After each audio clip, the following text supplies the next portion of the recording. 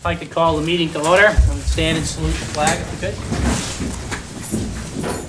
I pledge allegiance to the flag of the United States of America and to the republic for which it stands, one nation, under God, indivisible, with liberty and justice for all. I'd ask if you stay standing for a moment. First thing on our agenda is a moment of silence and recognition. And if you have a copy of the agenda, there are 3 names that are listed down there. And I'd like to, just by way of recognition, these folks passed in the last week, but they're pretty important in regards to the town of Westport. I think they deserve some recognition before we start our meeting. First, and it could be in any order here, but the first one I'd like to speak of is Norman Sasseville. Norman Sasseville was a pilot in World War II. He was flew a fighter plane, and he was a member of the Westport Land Trust and was one of the original folks on the Conservation Commission in the town of Westport. Also a faculty member at UMass Dartmouth until his retirement about 5 or 6 years ago. Very active in town, passed away in the last week. Also, Rainey Willett was a World War II veteran, worked for many years at Tripp's Boatyard, and Rainey's 2 brothers and cousin are named for the VFW Hall. Wilfred, Arthur, and Raymond Willett, the W.A.R. post was for the Willett family. The third person was Everett Larrabee, who passed away this past weekend. And Everett was a member of the, I see some school committee members here and school officials. He was a member of the school committee for many years, also very involved in youth athletics, coaching. He was a captain in the Army Reserves and also served in the U.S. Army for a few years. Everett's very involved with a large family in town, and all 3 examples of fine Westport residents and contributors to our town. So I'd ask if we could have a moment of silence for all 3, if we could, please.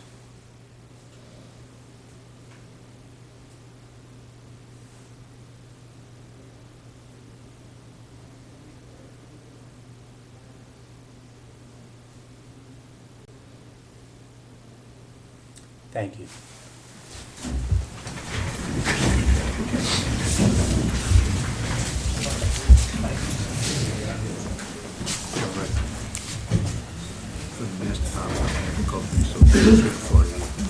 First on the agenda is a public hearing, and it's in regards to a application request for Janet Country Store and Deli Incorporated at 526 Sanford Road. Janet L. Rigo, manager for the package store, and also there's a request for a wine and malt liquor license. Do we have somebody who wants to step forward to address this?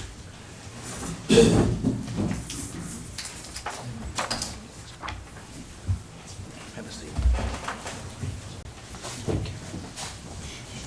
Please have a seat.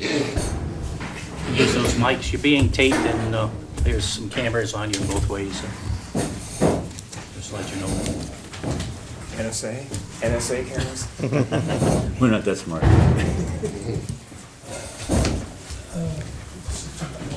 You want to just introduce yourself, if you would, please, and then state your business. Thank you very much, members of the board. My name is Walter Fraser Jr. I'm a lawyer in Fall River, and I'm here on behalf of Janet's Country Store and the proposed manager, Janet Rigo.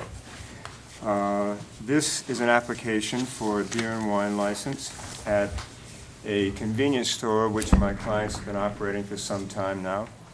And 2 years ago, the Board of Appeals approved in a unanimous vote the right, since the Board of Appeals doesn't issue liquor license, but the Board of Appeals did give their okay to the idea of having a beer and wine license at Janet's Country Store. However, as you know, that's not a final order because there was an appeal taken from that. Normally, an appeal from the zoning board goes to the Superior Court. And last summer, there was a trial, in fact, a 2-day trial before Judge Robert Kane in New Bedford. And the Superior Court in October, early October, issued a final judgment.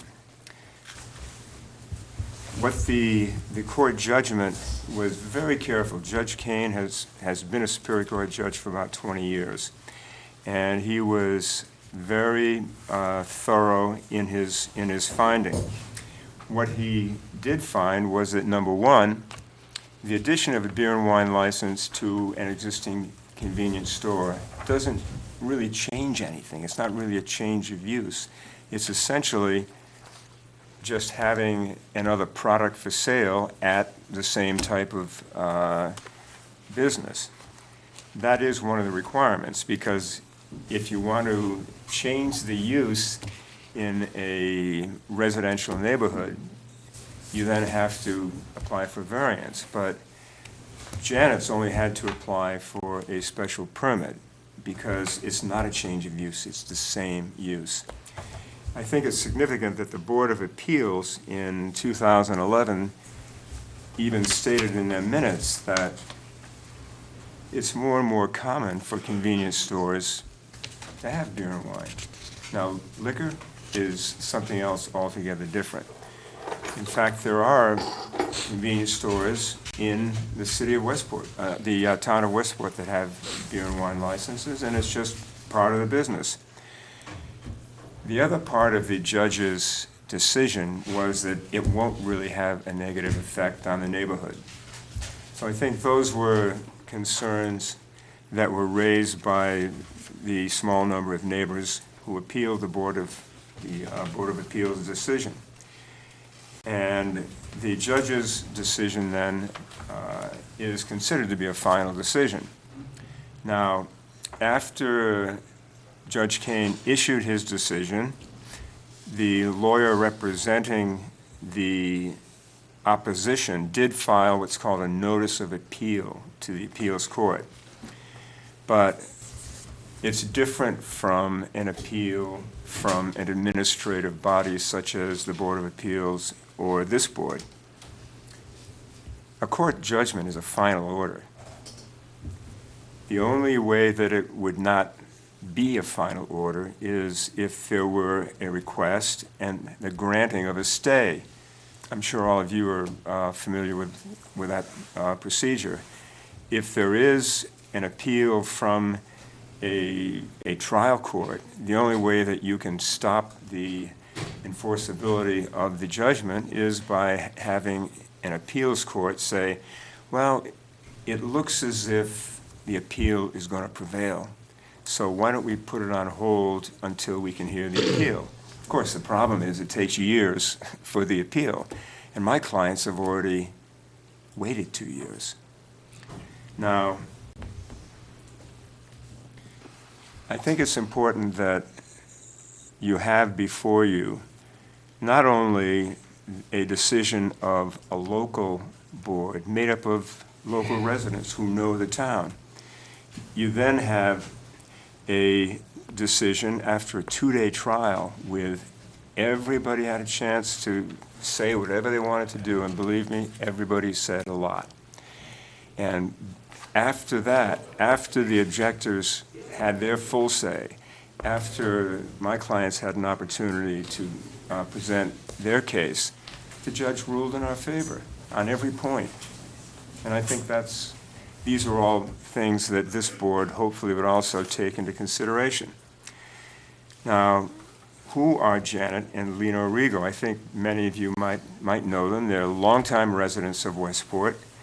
Lino has a lot of experience in the liquor industry. He worked for another package store, convenience store, in Westport for many years, so he certainly knows the lay of the land.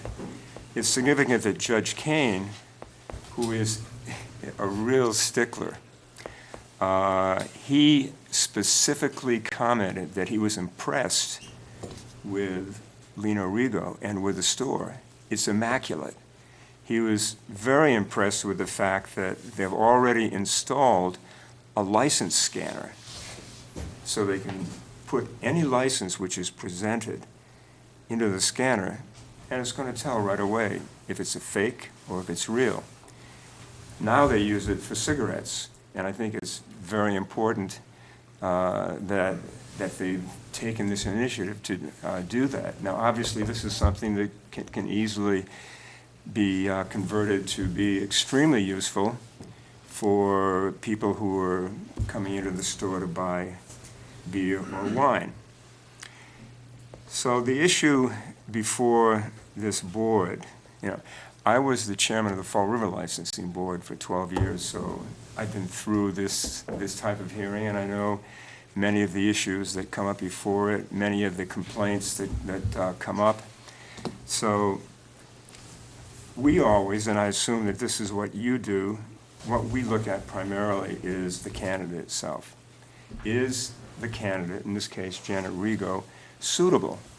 Is she the kind of person who you think will responsibly have a beer and wine license and not create an embarrassment to the town or difficulties for the police or any of the other enforcement officers? So that is the specific issue that I think should be concentrated on. Now, Janet, as I said, is a longtime resident voter of the town of Westport. Her kids were born and raised here and went to school here. This is their community. And another issue which has to be considered is there a public need?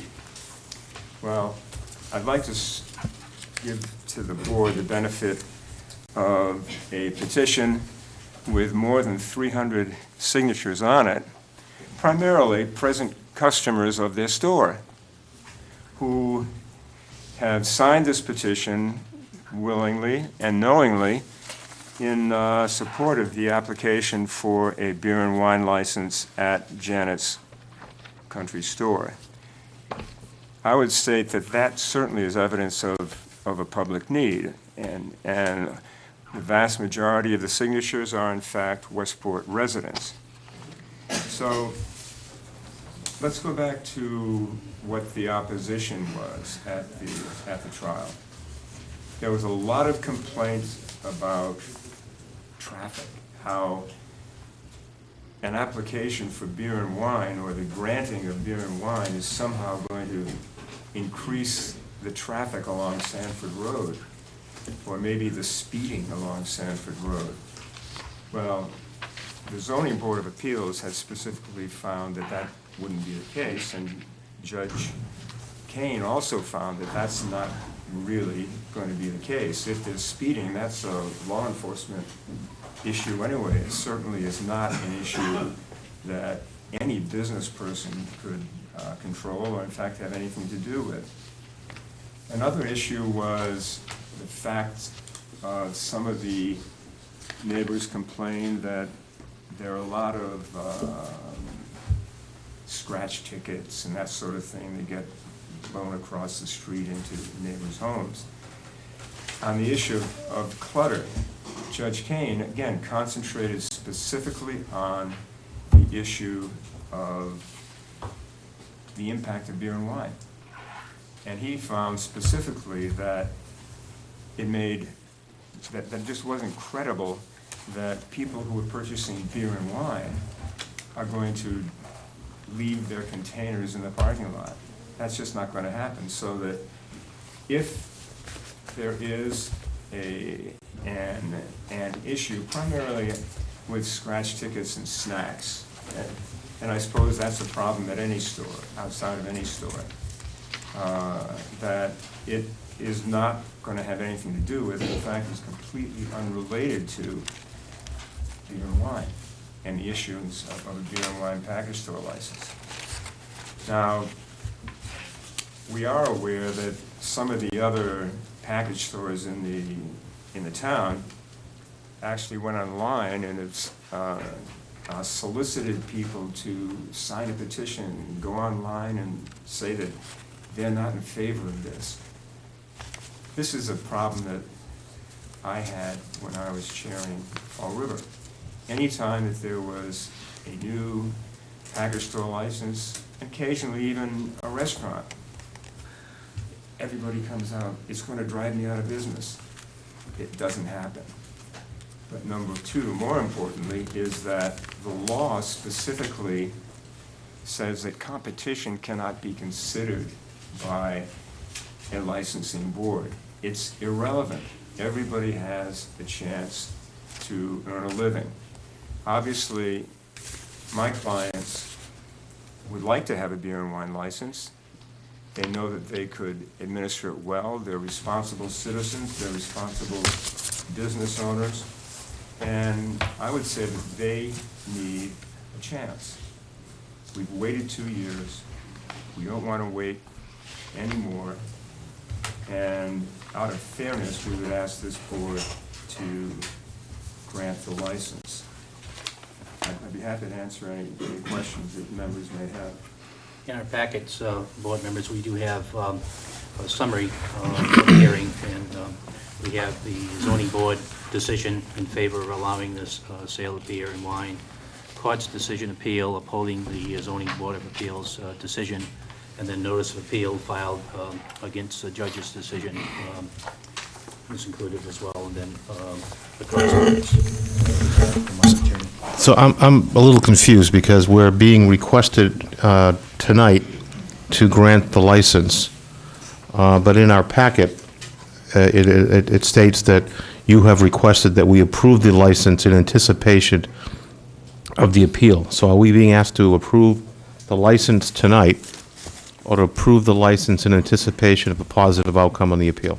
No, what I'm saying is that the appeal has no effect on the finality and the enforceability of the judgment. Okay, so what would happen then is if we did grant a license tonight, then there's an element of risk that the petitioner is taking in both paying the license fee, providing for the inventory, and then possibly down the road facing an adverse court decision. Well, what I would say is this. As this board knows, you have some time to write a decision. I don't know if it's your practice to write a written decision. Sometimes it is, sometimes it isn't. But in any event, with a favorable decision tonight, it goes to the ABCC. And in my experience, those approvals take 2 months, 3 months. Now, there's been no request for a stay. Okay, yeah. And if there were to be a request for a stay, which is timely, in other words, which is done in the time frame that it has to be done, a judge would rule on the stay well before the ABCC takes a decision. So in that point, there's no risk on the part of my clients. Now, perhaps your other point that you were leading to was, what happens if the license is issued and they're selling beer and wine for 2 years and it comes back, the Massachusetts Appeals Court agrees with the opponents, right? Correct. Okay. What happens then? What happens then is that that decision goes back to the Superior Court, either for a whole new trial or for a hearing and an issuance of an order going along with what the appeals court has said. That procedure takes 6 weeks, 8 weeks. So in any event, my clients would have time to sell off or dispose of their inventory in the event that there were a negative decision. But certainly, although we do recognize that there's always a possibility that the appeals court could go against both the local board and the Superior Court judge, the chances of that are so small that we feel that we want to proceed right away and I was just clarifying, because we had something slightly different slightly different recommendation in our packet than what I heard this evening. So I wanted to clarify what the action requested was tonight. I understand now. Also in our packet, we have a list of abutters, and I'm going to recognize abutters in the second here if there's any comments that abutters would like to make in this regard. But keeping it at the board level, do we have any other questions? Well, I think just to get the distinction that Craig is trying to make, I guess this is contingent upon the continued success. The license is issued upon the continued success of the applicant in his appeal process. When actually not. Now I understand is we're going to be granting the license. It would follow the course of action that would normally follow going to the ABCC for final approval. Right. And then the license would issue from the ABCC, or the town of the ABCC. Right. At that point, it would happen irrespective of the status of the appeal. Correct. If So- he fails in his appeal, then is the revocation of the license automatic? Well, No, I we're think what I not heard. failing in the appeal. We didn't appeal. It's the other Or side I of should say, appeal. if If you the fail other in side- their appeal. If Right. the other side prevails, my understanding is it doesn't stop the license because what they do is remand it back to Superior Court. For the entrance of the final order, and that takes time. Okay. So during that interim period, my clients would have an opportunity to dispose of the inventory. But look, the beer and wine inventory that we're talking about here is very small. It's a small store. Beer and wine is going to be a small percentage of what they sell. So we're not talking about a full liquor store. And our responsibility is clear. I mean, we issue a license, we don't issue a license for right. the town of Westport, and then, other things follow accordingly. Yeah, no, I understand what we're Yeah, I going to was have to just do. clarifying just make sure we all knew it in terms of Michael's question. So I think, we would treat, if we so feel inclined to grant the license, and we would do so as a board, as we would do for any other. And we're not putting nothing contingent on whatever comes through in courts. Right. That's, that's in the future. However that deals, this is right before us. But as any other company that received the license of business, they would be responsible for the terms and associated with their responsibilities, and if they fail to live up to those standards, we could remove the license. So we always have that as an option as well. Are we all set, Mike? No, I just, if we're going to consider it, then I would just request that we make it clear that if we are granting a license, that we are not doing so and encouraging the owner to make an investment that we could then be held accountable for someday, or have that aspect of it used in the appeal process. Well, I got this inventory, the Board of Selectmen said I could go ahead and all that sort of thing. I think we'll be very clear in our response if we go down that road. It's the same way as anybody else appealing for a license, and if there's activity that takes place after the award of their license, we're not responsible for how they do their business. Can't be held accountable for how they do their business, but we certainly can hold them accountable for the license that we've issued them. That's where I think we'd have our responsibility. Steve or Dick? No, we'll take it. Questions? Most of Any abutters like to be heard on this issue? Yes, there's a mic over there. It might be the easiest, sir, if you want to just identify yourself to start with. And My name is Louis Carrero Jr. I live at 535 Sanford Road. I am represented in part tonight by attorney Mark DeShays, who will make the opening arguments, and I will follow with a prepared statement, if the board will accept.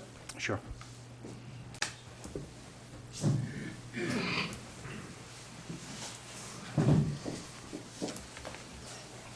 Thank you, Chair Board.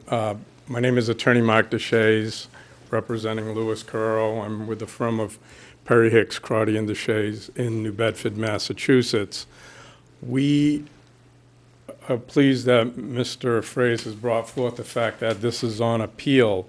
Our position with respect to this license is that this has been filed as an appeal to the appeals court.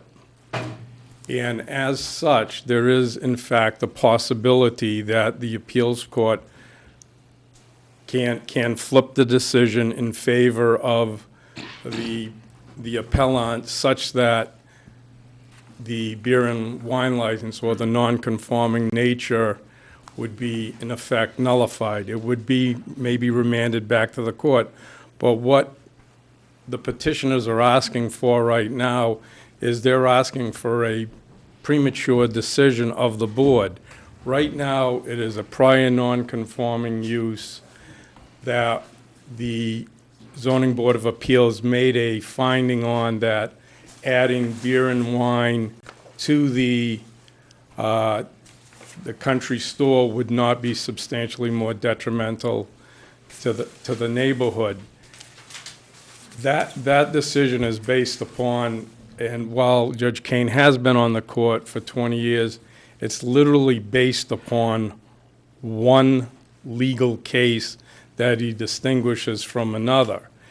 And there is case law that basically talks about expanding a variety store into selling hard liquors, spirits, if you will, would be an expansion and a transformation. And that is our position also, and would be our position on appeal, that changing from a place that sells orange juice, milk, bread, and other sundries to selling beer and wine, which is a regulated entity. This board has jurisdiction on granting. The Alcoholic Beverage Control Commission has the final say. But for this board to, and Mr. Sullivan, I was sort of were thinking the same, that there is a possibility that this could be pulled back, and as such, what is the power to revoke it? It would have to, this board wouldn't have any power to revoke it. It would have to be the alcoholic beverage or subsequent suit in court. Our position is that granting this license at this time, because of the pendency of the appeal before the Massachusetts Appeals Court, that this is a premature application until such time as there is a definitive ruling that the non-conforming use, i.e. selling beer and wine, is permitted or it is not. Until such time, it's premature, and this board can't grant a conditional license. Thank you. Lou, did you have a statement? Yes, please. Kathy and I, my wife, have lived at the 535 Sanford Road address since 1975, and our property abuts the store property. I grew up in this neighborhood. We raised our family in this neighborhood. We've no problem with the existence of a store in our neighborhood. Our son even worked at the store for the previous owners, our son Matt, who the chairperson knows as a former baseball player. However, we believe the introduction of the beer and wine will change the complexion of the store and will have a negative effect on our neighborhood. This is not an old issue. It was brought in front of the ZBA twice. Once in 2006, with a request, where the request of the beer and wine was denied, and again in 2011, where the board reversed its earlier decision and added it to the list of non-conforming uses for the property. There has been much debate regarding the latter decision, and it continues in ongoing litigation. We as abutters, and I hope you will listen to my neighbors who are my abutters, and we all voice the same opinion. We believe that it would not be good for our neighborhood. We have strong arguments as to why the beer and wine should not be allowed. They're in the record as far as in the minutes for the meetings of the ZBA. But suffice to say, if beer and wine gets in our neighborhood, it will be detrimental, and it will be change the character forever. In 2009, the Board of Selectmen denied a beer and wine license to Irving Gas based on the fact that the area was already saturated with beer and wine liquor licenses. In 2013 and present, things remain the same. No one has given up their license. How can a license be granted for the convenience when there are so many stores in close proximity? There are over 6 within a 3-mile radius. It's fairly evident that the existing beer and wine liquor businesses who are here tonight in force, 5 out of the 6 have shown, and 1 has submitted a letter to me to forward to the board. They feel very strongly about the issuance of another license. It's not about competition being healthy. Instead, it's about survival of the existing businesses. With a finite amount of business available, an additional license divides the pie even further, possibly driving one or more of the businesses out. To voice their concern, they've collected over 1,000 signatures of Westport residents who are against issuing a new beer and wine license. I have the folder here, which I will present to the board after I finish shortly. Janet's Country Store appears to be doing a good business without beer and wine sales, as did all of the other previous store owners over the past 30 years. Mr. Rigo testified in court that he has an average of over 200 customers per day. There's no reason why this tradition can't carry on without beer and wine. Thank you.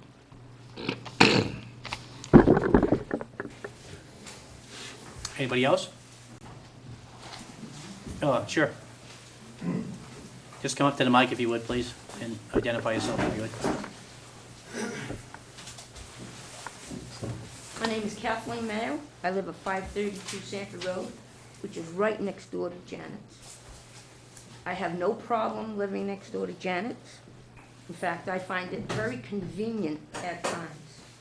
You go in there and they're always pleasant, and I usually go there first thing in the morning, and they always make my day. The last time I was here, we were talking about getting the license for Janet's, and everybody came up with a whole bunch of problems. Loitering, kids hanging around, keeping the area clean, lights and security, deliveries would be performed at a reasonable time, so the houses in the area were not disturbed, and they have stuck by that. I never see any scratch tickets on my lawn. I do, however, have a lot of McDonald's and Kentucky Fried Chickens. So, I guess I'm for this beer and license. Thank you. Anybody else wish to be heard? Tom? Can you get over there, Tom? Point of order? I think I can be. Point of order? Wait a sec. I'm conducting the, I'm sorry. and I'm recognizing people from the audience right now. Point of order. I think you called for butters. I said, anybody else want to be heard in the matter? No, I said, this is an open meeting, and I don't know if Tom is or it isn't in the butter, but I asked if anybody else would want to be heard. So there's a large crowd here, and I want to give people an opportunity to be heard on it. But I would ask Mr. Hancock to get a mic so people could hear what you're saying. Is that good? That's good. Okay, thank you. My name is Tom Hancock.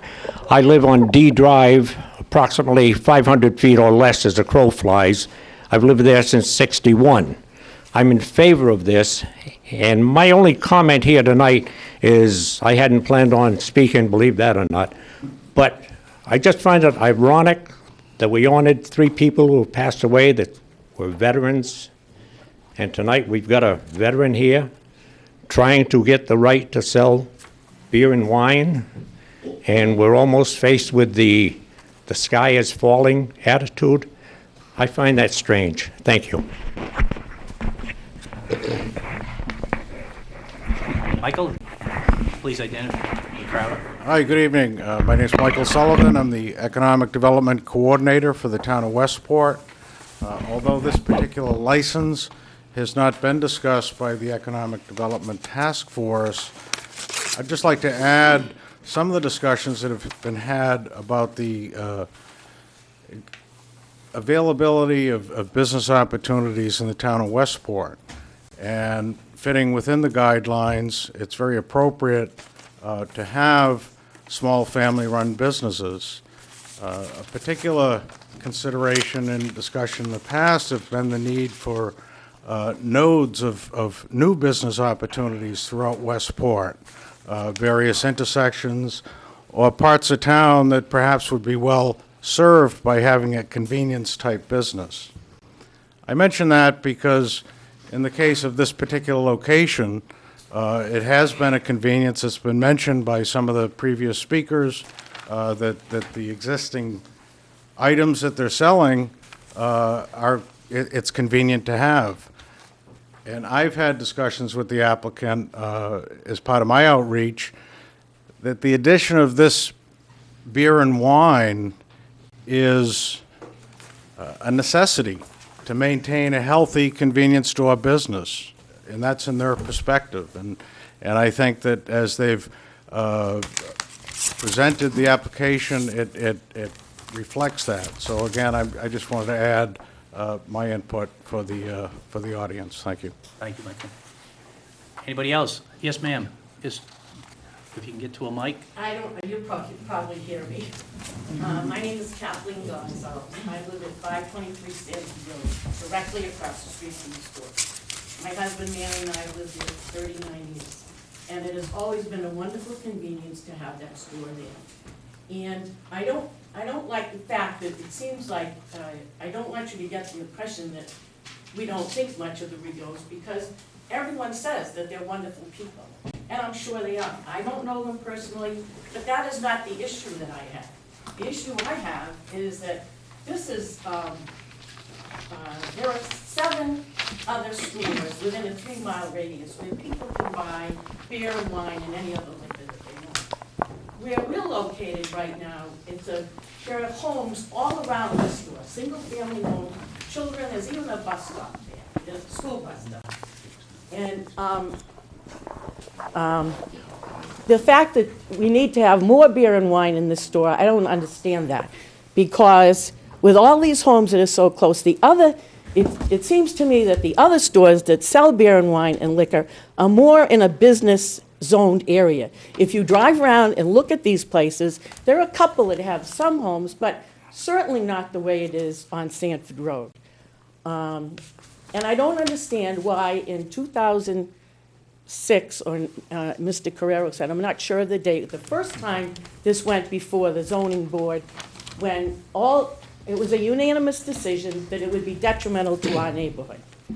Then, a few years later, in 2011, thank you, it's the same board, it was 4 of the same board members, 4 of the 5 were the same board members who now say, well, everything has changed, and, they said now it's no longer detrimental to the neighborhood. Well, the neighborhood hasn't changed.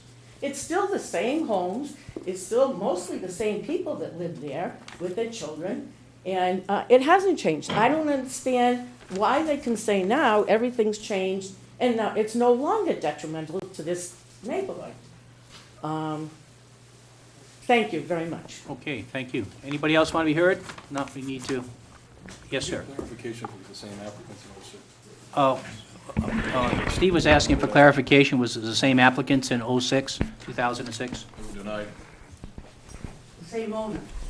Same owner, but not the same applicants for the license, right? So it was a different applicant, and ownership was the same for the property, but we were different people actually going to be running the business. There was a difference there. Okay, yes, sir. Good evening. My name is Josh Rigo. I'm actually Lino's son. I don't know if my opinion matters because I am closely related family-wise, but I basically wanted to say that this has been going on for quite some time. It's put a lot of emotional stress on us. We grew up in this neighborhood. My father went to school at Westport. I went to school at Westport. Janet went to school at Westport. We grew up in this town, and we've seen it change. And a lot of people are talking about how the board's decision saying that things have changed now is wrong based on the previous. Is this? Yeah. Okay, sorry. Based on the previous decision, things change. People's opinions change. The world changes. A lot of things have changed to where people see things appropriate now that people didn't see appropriate before. And a lot of people are saying that this is going to be tough for other businesses. The petition that was put in front of you that we had signed at our store, I want it to be noted that those 275 to 300 signatures that we have on that paper were obtained within about a 4-day span by our customer base, people that come in on a regular basis. And they were in favor of us applying for this beer and wine license because they know the type of individuals that we are, and they support small and local business. The other petition was from, I believe, several liquor stores in that area of Westport, all, you know, ganging up together, buddying, and getting signatures together against us. But the point I want to make is a lot of that business, especially on Route 6, and even 177, if there's customers that go into those stores on a continuous basis, they're not going to leave that store to come to our store to buy beer and wine. They're going to continue to go where it's comfortable for them to go. And one of the major points that they're making is that they're going to lose business by us obtaining this license. And I just don't see that to be a true fact. Especially if they're in favor of signing that petition, why would they come to our store anyway? So that is one point I wanted to make based on that petition, because those signatures aren't the signatures that are coming to our store. It's not the signatures that are going to be giving us business to begin with. So these people can't say that they're going to lose money and lose customers when the majority of those customers are going to stay there anyway, and they don't come to our store anyway. You know, again, this has been constant. You know, there's children in the area. It's a bus stop. There's houses. Country Liquors is in a neighborhood. It's not on a busy street. It's not at the Four Corners down on Route 6. There's houses right across the street and next door. You know, for 2 years, how many complaints have we had as far as bringing up the original complaints that were brought up 2 years ago? You know, my children are nearby. I don't want them being near beer and wine. It's a bus stop. It's bad. We already have a regulated product in our store, which is tobacco. And I'm pretty sure we haven't had any issues with tobacco sales in our store because we're diligent and we take a lot of pride in the work that we do. And alcohol would not be any different than that. And I mean, I'm probably sporadic right now because my head's just spinning, but you know, this has been emotionally stressful on us. We don't know why everybody's against us when we are in favor of everything in the store. We send business to the other locations all the time. When people come in and ask for beer and wine, we send it to the 177 store for beer and wine. We send them down to the Four Corners. We're extremely involved in the community. One of the things with the Facebook post was saying, you know, please share this. This needs to be stopped. I don't know what needs to be stopped. You know, what are we doing that's so bad that needs to be stopped? It almost sounds illegal what we're trying to do. And other people shared the post and they said, we need to support small business. You know, get the word out. I mean, isn't that what we are? Small business in the local community that we grew up in. You know, we didn't move here from another town and just plant our foot, you know, into the ground and say, this is us, and change it the way we wanted to change it. You know, we're from here. We love the people here. We love the town. You know, we're not here to ruin that. So I know I've been talking for a while, so I'll stop, but thank you. Thank you. Anybody else? Yes, sir.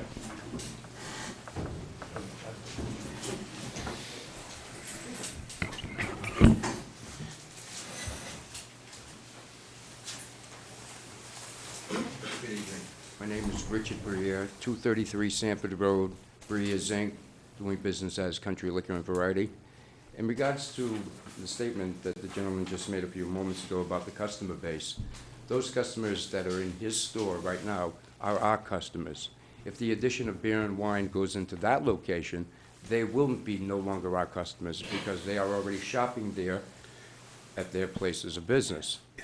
I mean, I've been around, I've had my business for 28 years and really would like to stay in business for a lot more years too. But this is all up to you gentlemen. I mean, I've seen some good years, I've seen some not so good years, but I've never faced a year, and talking with all the other license holders in this room, their sales have steadily declined over the last several years. This is the toughest year I've ever faced to stay in business, to keep my doors open. And the same condition applies to all the other license holders in the room. The expenses are higher than ever. Our sales are lower than ever than we've ever experienced.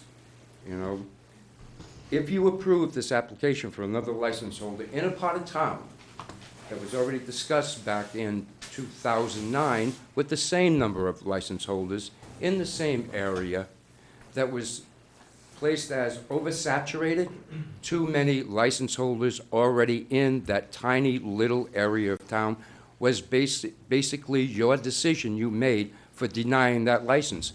The same conditions exist today.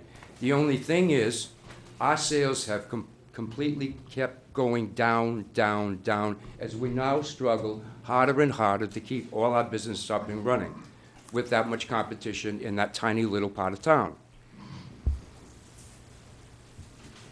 Over 50%, over half of my customer base, my sales, my volume, come from that small section of Sanford Road where Janet's store is, the drives, Briggs Road, up and down, Benoit Street, Watuppa, Plymouth Boulevard.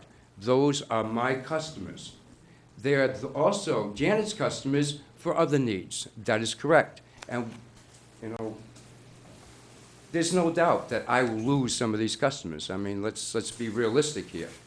You know, and if my sales go down any lower than they already are, I mean, there's going to be no doubt. I mean, the part-time girl that I have working for me, she loses her job that she depends on for monthly income to pay her expenses.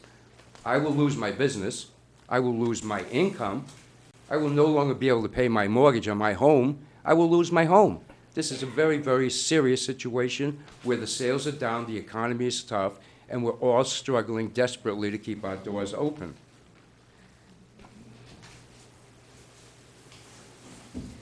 So before you make your decision tonight, you have to consider also the undue hardship, you know, that will be placed on probably hundreds of homeowners whose property values, which are already down and reduced because of the economy, will be further reduced, as well as the values of the other license holders' businesses that would also be reduced by hundreds of thousands of dollars.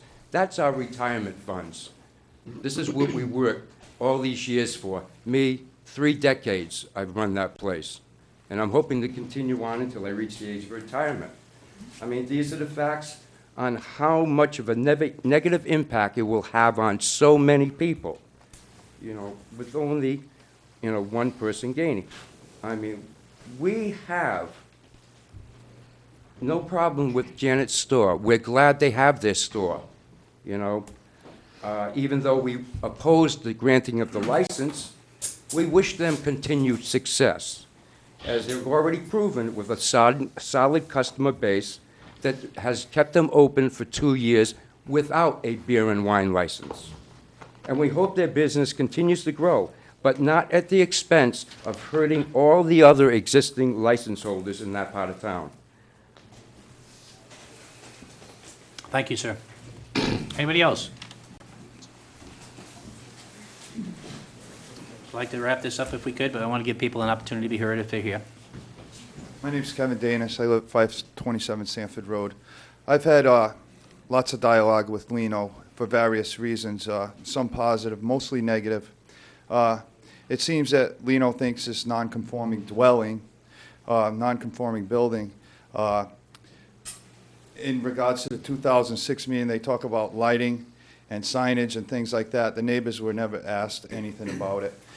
He put the lighting in. He tried to make it better, which it did get better with the shield, but we were never considered in any of this. Then signage was brought up, and now he keeps putting signs up. I've gone over. My neighbor was with me one day, and we asked, why are you putting so much stuff? Take some stuff down. I'm going to do what I have my rights. I'm going to do what I want to do.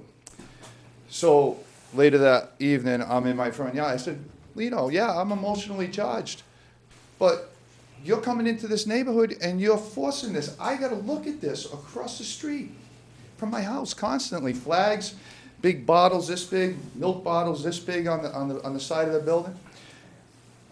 And he called the police officer on me. He said, so and then I had to talk to him later about a newspaper delivery at 4:30 in the morning, which he did take care of. So in regards to him saying to me,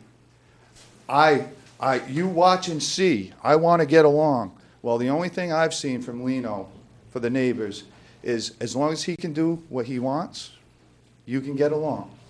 But I'm against beer and wine, and I have a problem with signage too. And to me, Lino is not a neighborly person in regards to what we have to look at. People right across the street from the store, he's not sensitive to that. Thank you. Okay, I don't see any other hands up. Are we all okay? Let's see if we can wrap this up, folks, if we could, please. I'd like to confine the comments, if we could, to the issuing of the license and not get into personalities. I don't want to be correcting people as they're speaking at the mic, but I think we swayed away a little bit from the topic at hand here. The merits of the case here is the ability of this board to grant a license or not grant a license going forward. Yes, sir. To the board, my name is Keith Almeida. I am a small business owner, completely separate from Mr. Rigo itself. I work from home. I was Department of Correction officer for about 5 years. I have no problems with Mr. Rigo at all. The store looks great. I've been in there a few times. Security cameras look great. The problem that we see is, and their attorney had spoken prior about a need or a want in the community. Honestly, there's really not that much of a need. I don't feel, I'm a drinker, I'm a social drinker, I go down to Country Liquors all the time. Have I gone into Mr. Rigo's facility? Absolutely. Floors are sparkling, pleasant smiles. I don't live directly across the street. I've seen the signage, I've seen all that other stuff. That doesn't have any fact of bearing on this board itself. The whole thing with the liquor license being granted, yes, there possibly is going to be another decrease in sales. Absolutely. Am I for it? No. I'm opposed to it. I just feel as if, one, the whole thing 2 years ago, it was done almost behind our neighborhood back. The sign that they had put up in front had beer and wine, and they had put a board on top of it, and they concealed it. Hence the reason why they got the scanner for the licenses. That's the main reason why. They you know, obviously, I have 2 children of my own. One's 4, one's 8 weeks old. My community is all these people standing in front of you who have expressed their emotional needs. Yes, it is an emotional time. My business sales have dropped dramatically in the past 7 months. It sucks. Plain in English. But my services is not like Mr. Rigo's. Mr. Rigo's is a very convenient thing. I've gone in there, we've had a Memorial Day party. Go get ice. Boom, there you go. Mr. Rigo's right there. The beer and wine is not needed. The courts granted it. Yes, that judge does not live in our neighborhood. Does not live in our neighborhood. He's in New Bedford. This is the town of Westport. I moved from Fall River to be in Westport for a reason. Not for another store across the way to be beer and wine and selling liquor. Because you know, God only knows there's going to be beer and wine now, and then 4 years down the road, full liquor store. It ain't happening in my neighborhood. Thank you. Oh, yes, I can see a hand up in the back. It just bends down, ma'am. There you go. My name is Susan Strauss. I'm at 511 Sanford Road. I am diagonally across from the store. I think it was Mr. Sullivan, I'm not sure his name, but who was talking about a healthy store. And Michael Sullivan from Economic Development Task Force. The economic man. And that struck me because really a convenience store sells many things, but there are not that many healthy things, although I understand that there's lunch that you can purchase and coffee. Many of the products sold in a convenience store in general are not particularly healthy. And it would be great to have really healthy businesses in the neighborhood. But there are conveniences that people need. I don't feel that liquor, beer, wine are a tremendously important need in my street. I am a mile from a liquor store and within a 2-point-something mile radius of 6 liquor stores. And there's plenty of places to have a drink in all of the establishments along 177 and Route 6 that sell, you know, drinks to anybody who's adult and can afford them. So, and the bowling alley. There's many places for people to purchase alcohol and purchase beer and wine in our neighborhood. We are overwhelmed. And in terms of health, we are just down the street from Our Lady of Grace Church. Our Lady of Grace is one of the few places, no, there are actually quite a few places in Westport where people meet to deal with the problems of drinking. And there is, but Our Lady of Grace is, I think, the only one that has a meeting for the families of those who drink. And it is just over the hill from the store, and it seems that they are also surrounded by 6 package stores. And to have a 7th one basically at the foot of their driveway is kind of ironic and not very healthy. I'm asking that the board think about the health of this community and not overburden the north of Westport with more liquor stores. You know, spread it around, hold on to a license until somebody has a great place. But don't put it right in our neighborhood. We are beautiful old houses, just like all the way down to the point. We have old farms. We have smaller houses too. But we don't deserve to be like totally overwhelmed with liquor. Please think about this. Thank you very much. Thank you, Pam. Okay, I'd like to bring it back to the board. At this point, I don't see any other hands up. Anybody have a burning desire to get to the mic before I bring it back? Seeing none, okay, I'm going to bring it back to the board. Questions for board members? Comments? Can we just get a clarification from Mr. Carrero? Was his legal just representing him, or was he representing several? Can we find out, Mr. Carrero, your legal, was that just representing you, or did you state a number of people? I don't recall. I should have stated he represents the butters that are listed in the complaint and also in the court decision. We have both. We've since changed attorneys from Catamella to Mark Shea. Okay. Questions of board members? Comments? Chair, question through the chair to Mr. Deshay. Why was there no stay requested in this case? I was only contacted last Wednesday when I found the appeal what had been docketed, obtained the docket from the Bristol County Superior Court in Taunton. I cannot speak to why Mr. Miller did not request a stay.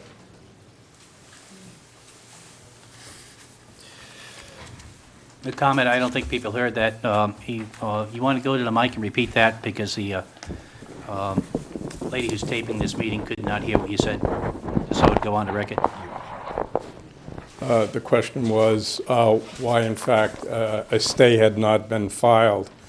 As I said, I was contacted only late last week and initially tried to seek a copy of the decision at the New Bedford Superior Court, found that it was on appeal, obtained it from the Superior Court in Taunton to review. I have no reason, I have no knowledge why Mr. Mello did not file a stay at the time that he filed the appeal with the appeals court. I have a couple questions, Go right Kelly, ahead. if I could. Yep, sure.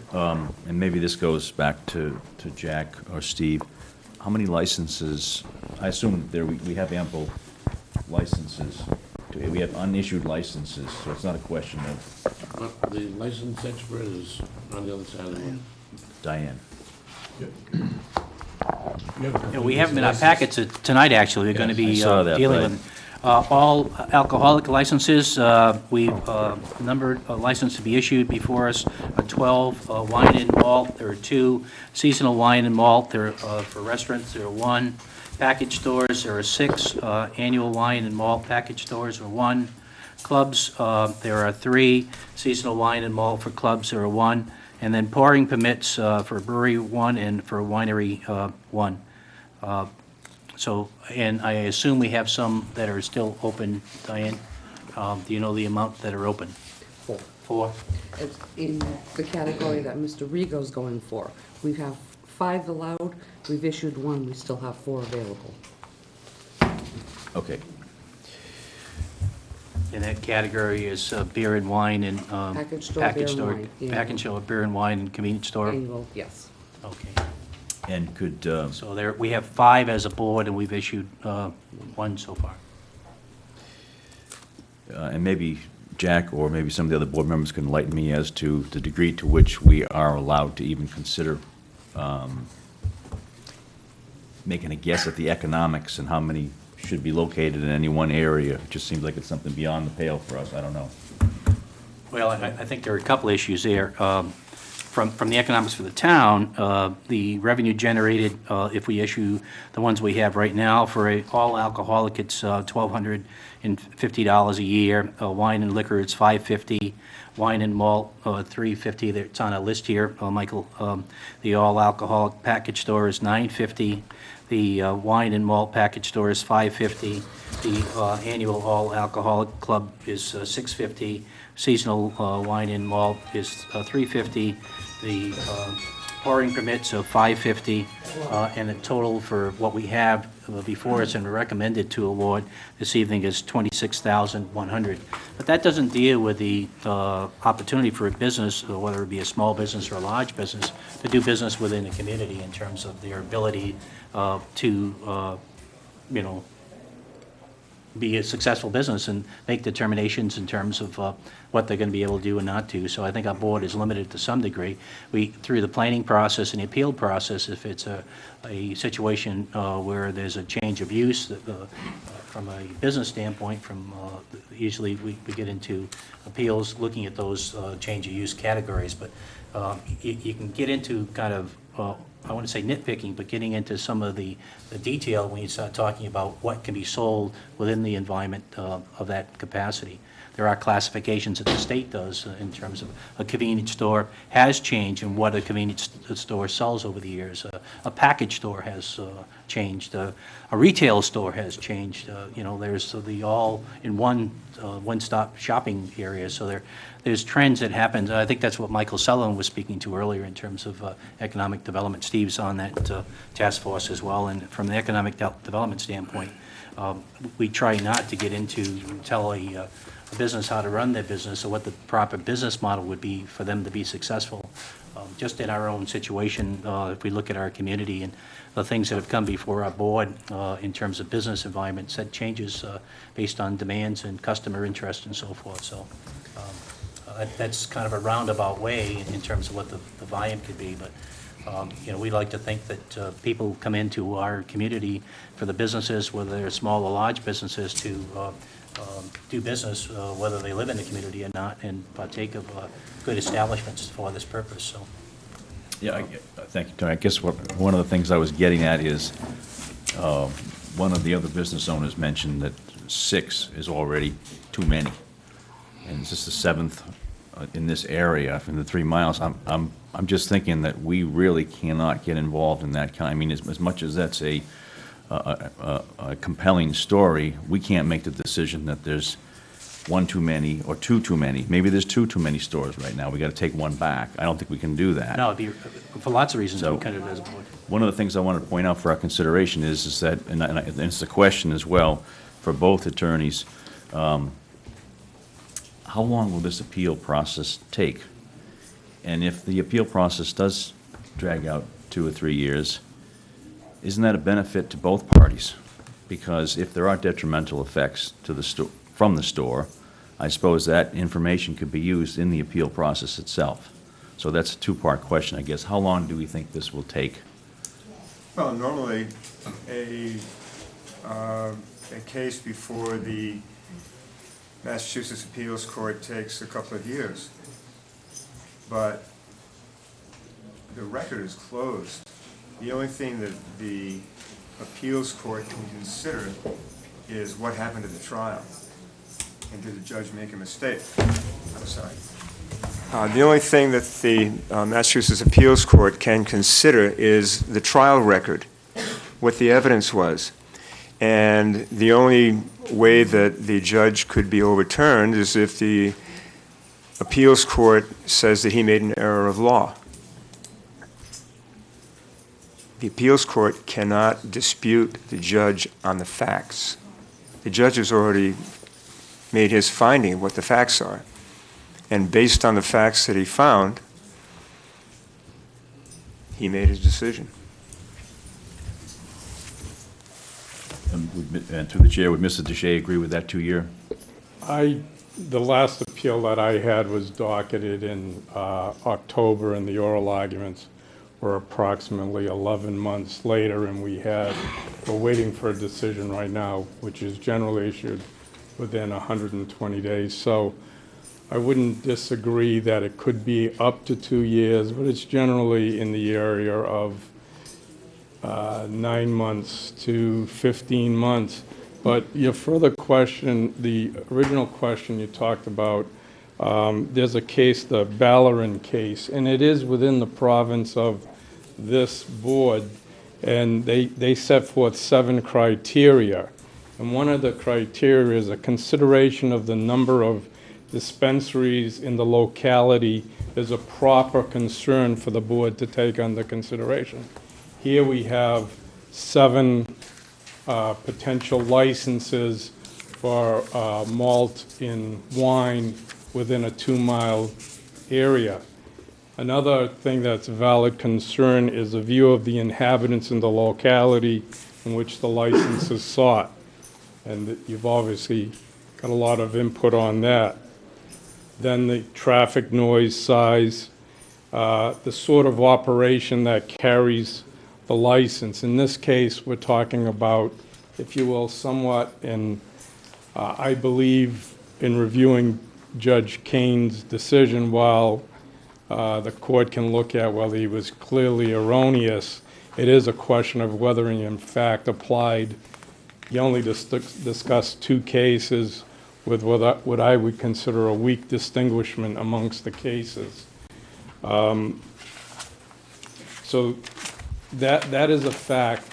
I think what Mr. Sullivan asked, is it proper to consider the amount of dispensaries or purveyors of spirits and wine within the area? And yes, it is. It is a valid concern that this board can take into consideration under the Ballarin case. Any other questions, Michael? Anybody else have questions? Board members? No, I mean, this isn't a decision, this isn't an easy decision. Sure, I Either way, understand. I've had a lot of calls for it, I've had, a couple of calls against from neighbors, but for the most part, people like to be able to walk up to the store and get everything they need and walk back home in the neighborhood. It's unfortunate, because I know the Rigos are of excellent moral character. That's not an issue. I thought the business would go a little easier because it doesn't contain the hard alcohol. I live in between 2. I live in between State Road Package and Westport Spirits in the plaza. And all there is nip bottles everywhere. So I think that's more of an issue with the hard alcohol. I really didn't think the beer and wine was gonna be that difficult to sell with these people. It's unfortunate because, especially being a veteran, and I know they're of excellent character. This is really more opposition than I expected, to be honest with you. It's a pleasure of the board. I'll make a motion that we grant the license and let it go through the process, let it go to the ABC. ABC will have, they'll be reviewing the court's decision. If I get a second, and I'll give you the reasons why. Second. One of the reasons, I was listening to both sides, very compelling arguments on both sides. One of the reasons I'm saying, they've been there for 2 years, they've been in business, no issues. It's clean inside and out. Everybody kind of agrees with that. It's owner-operated, town residents, they have a stake into it. The zoning board of appeals, they approved it unanimously. The Superior Court judge, Judge Kane, who I knew many, many years, and great litigator, and one of the things he said, competition can't be considered. In other words, he's just looking at the facts. Basically, it's like it's free enterprise. So, for those reasons there, I don't know where we missed the board to say, we can't grant this license and all that. So that's why, there were compelling arguments on both sides, and that's the reason I would vote in favor. Any other questions on the motion that's at hand? No, I think that the process will run its course, and the only thing, I think, let's let the record state, or let the record show that the applicant has agreed that the accumulation of inventory and any potential decision on our part would not be used against us later on if the whole thing is reversed by the state. Yeah, I would state that for the record. And we make note, we're not going to reimburse, once that license fee is paid, there's no reimbursement. If ABC declines it, holds it, whatever, it's out of our hands. And like you say, whatever you put in for inventory and stuff like that, it's your expense, not coming back to the town. I definitely. I had a question for the Regos on this one. You feel, and you're recommending this and asking this, you have an attorney here, I assume this is part of your business model to be successful as a business? That's correct. And do you Can I use the feel that... microphone, please? Do you feel that if you don't have this opportunity, that it would be, you know, I mean, obviously, you brought counsel and you're arguing your case here. Can you tell us a little We would personally like- in terms of why you'd like to see this? We would like our customers to have the convenience of one-stop shopping. I've had a lot of requests concerning, hey, if you had it here, I wouldn't have to go down the road, I wouldn't have to go here. I'd come home, I'd stop here, I'd just go home after, I wouldn't have to make multiple stops. When my wife and I spoke about this, we had a plan. The plan was to have a convenience store deli with the option of beer and wine. The convenience store deli always being the main force behind the store. Everything else is secondary. The beer and wine would be always secondary. I've devoted only 12% of the whole display area, including coolers, to just beer and wine. The other 88% would go to groceries and toiletries and whatever needs to be. My main goal is to get the deli going, have my sandwiches being bought out like they are, and continue forward. But that is the success that I look for. Let my customers come in, one-stop shop, and go. Now, you've heard from a number of abutters this evening, and some of the concerns they have. And I'm sure that's probably not the first time you've heard that, if you've already been to court and we had this issue. Hearing all that and weighing that into your business model, how would you respond to the concerns of the neighbors? The concerns I've had, they've approached me. I've gone out of my way to go and outside and clean up. That's part of the litter outside. I do the best I can. The landlord does the best he can. We usually don't have much. We can't control the wind if we're inside the store. As for the other concerns about it bringing down the neighborhood, I don't think so. I think that the store, the remodeling of the store really brightened up the area. If anybody knows what the other store was like, people weren't even going there anymore. The way it's, now it's appealing, it's desirable. We keep it clean. We have a good rapport with our customers. Signage, I have one milk bottle on a doorway saying $2.99. Flags, I didn't think it was an insult to put our armed forces flags and our American flags up on the grass, okay? I'm not advertising. I'm just showing I respect my country. Lighting, I've done all I could. It's security lighting only. That lighting's on a timer. It goes off at a certain time after I leave the store. I put heavy black shades in the front, so it's dimmed the lighting down. I believe that the light out in the street gives out more light than my lights do, and it's only temporary. Security lighting in any business is necessary. It's actually mandatory for safety as well as security. Good, thank you. We have a motion and a second on the floor. Anybody else want to be heard on Yeah, this? can I just mention, you know the signs seem to be an issue, you know the appearance seems to be an issue. So I'm gonna put my name on this, you know, and wanna go talk to you on it. Can we try to keep the signs to a minimum? Obviously, if you're gonna start selling, you need to get it out there, but can we not, you know? I think, Hang on, please. Please, this is at the board level right The liquor now. store next door to me has 7 signs across it, so we can't make laws for one and not the other. Hang on, it's up to the Wait, chair. wait. No, this is regarding the signage. In a second, you'll have an opportunity to be heard. It's at the board level. We're discussing it now. I think I've agreed to the zoning board's recommendations. I actually concurred with them when they had requested that. So, yes, you can count on me not to loiter the place with signage. What it said is one small beer and wine sign, that's all. So In you're other saying words, one small beer and wine sign. right. The neighbors got that? I mean, and just so the audience knows, I tried to do a sign bylaw a couple of years ago, and we had 0 people back me up, excuse me, not 0, 1 Wayne Sunderland backed me up trying to get it going. Nobody else wanted to do it, so we tried to have this sign bylaw, because if you go down Route 6, it's like mini Vegas. So, just to let the folks know, we've tried to address that, and nobody really cared before. Okay, staying with the motion in a second that's on the floor. Questions at the board level? It was the stipulation by the originally that we were not allowed to have any alcoholic beverage signs showing in the street at all. Yeah. So that was the Yeah, original stipulation. I think that's, he was just trying to get Yeah, I'm just clarification for saying, his no, position on it. Yeah. Any signs at all. Right. Josh, I'm putting my name on something, I wanna make it clear to the neighbors, it's, you know, Yeah. we've got both sides here. That was the agreement. I wanna try to make people as much as happy as possible within reason. Yeah. And if not, they can call me and let me know, that's for sure. Yeah, I think it's important that we treat all businesses the same in the process, though. I don't want to suggest that we're going to be awarding a license to one business with a different criteria than we're going to award to another business in town.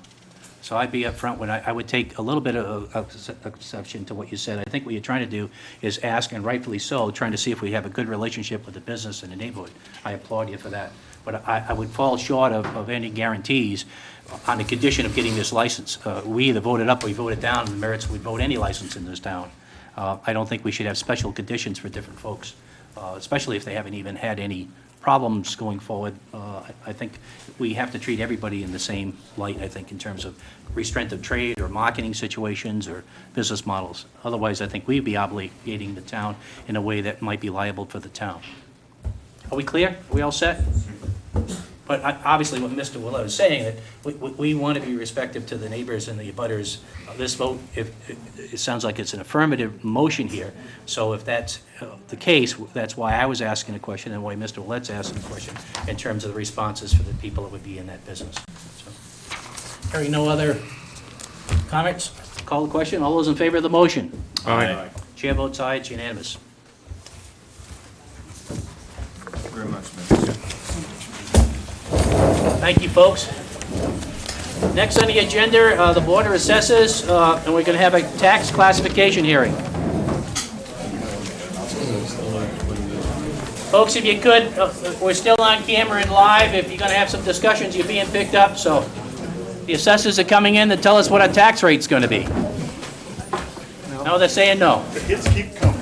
It said no in the paperwork, you didn't get the answers yet, right? Sorry for the delay, folks.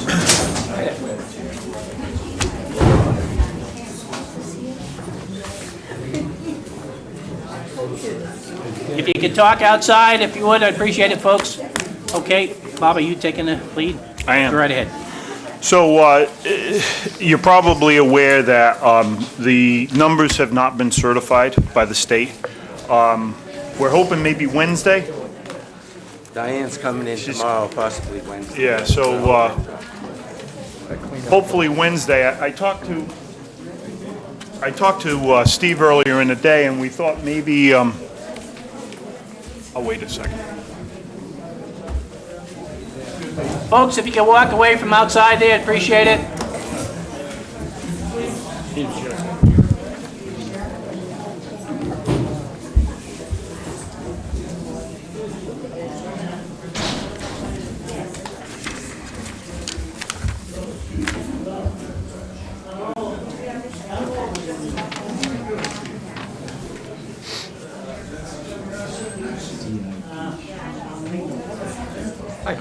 Okay, now I'd ask for a little noise level down on inside the room if we could. Thank you very much.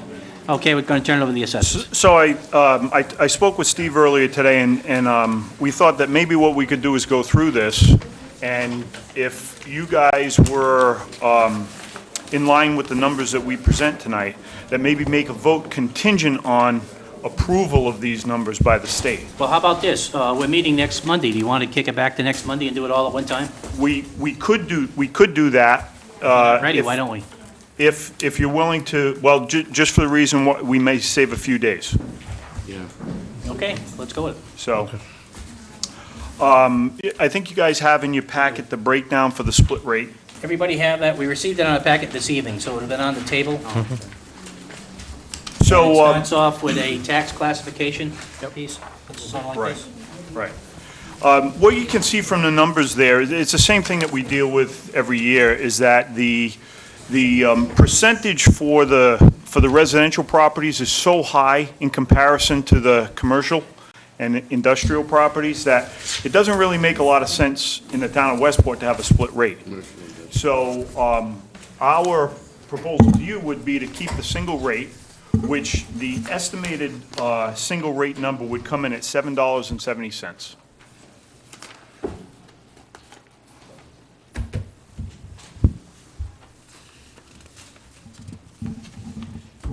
Giving people a chance to take. a Trying look to at keep it short Yep. because Anybody you guys have are any questions for you? Move You see how the breakdown would be residential, open space, commercial, industrial. Just for our reference, what's the difference rate from last year? 770s, how much more? 739, 7. 31 cents? Yeah. 35 cents, 31, 35 cents. Yeah. Okay. Not a huge increase, but, yeah. And this will be finalized hopefully later in the week.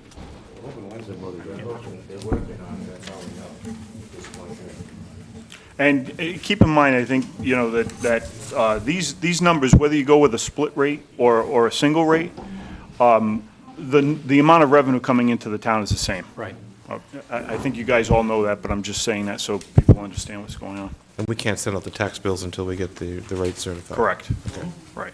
But they're hoping to give us a Christmas present if they get it approved. That's why we're, concur with having the board vote the contingency, and that way there, if it comes to. You're going to be down in Florida, we're going to be here in Westport. no, We don't need to make sure you have get a taxed tax before I bill leave. before. It's more for the tax collector, so she's, any extra time she gets help. Any day she saves is a day. So basically, you need a vote of this board for the single rate?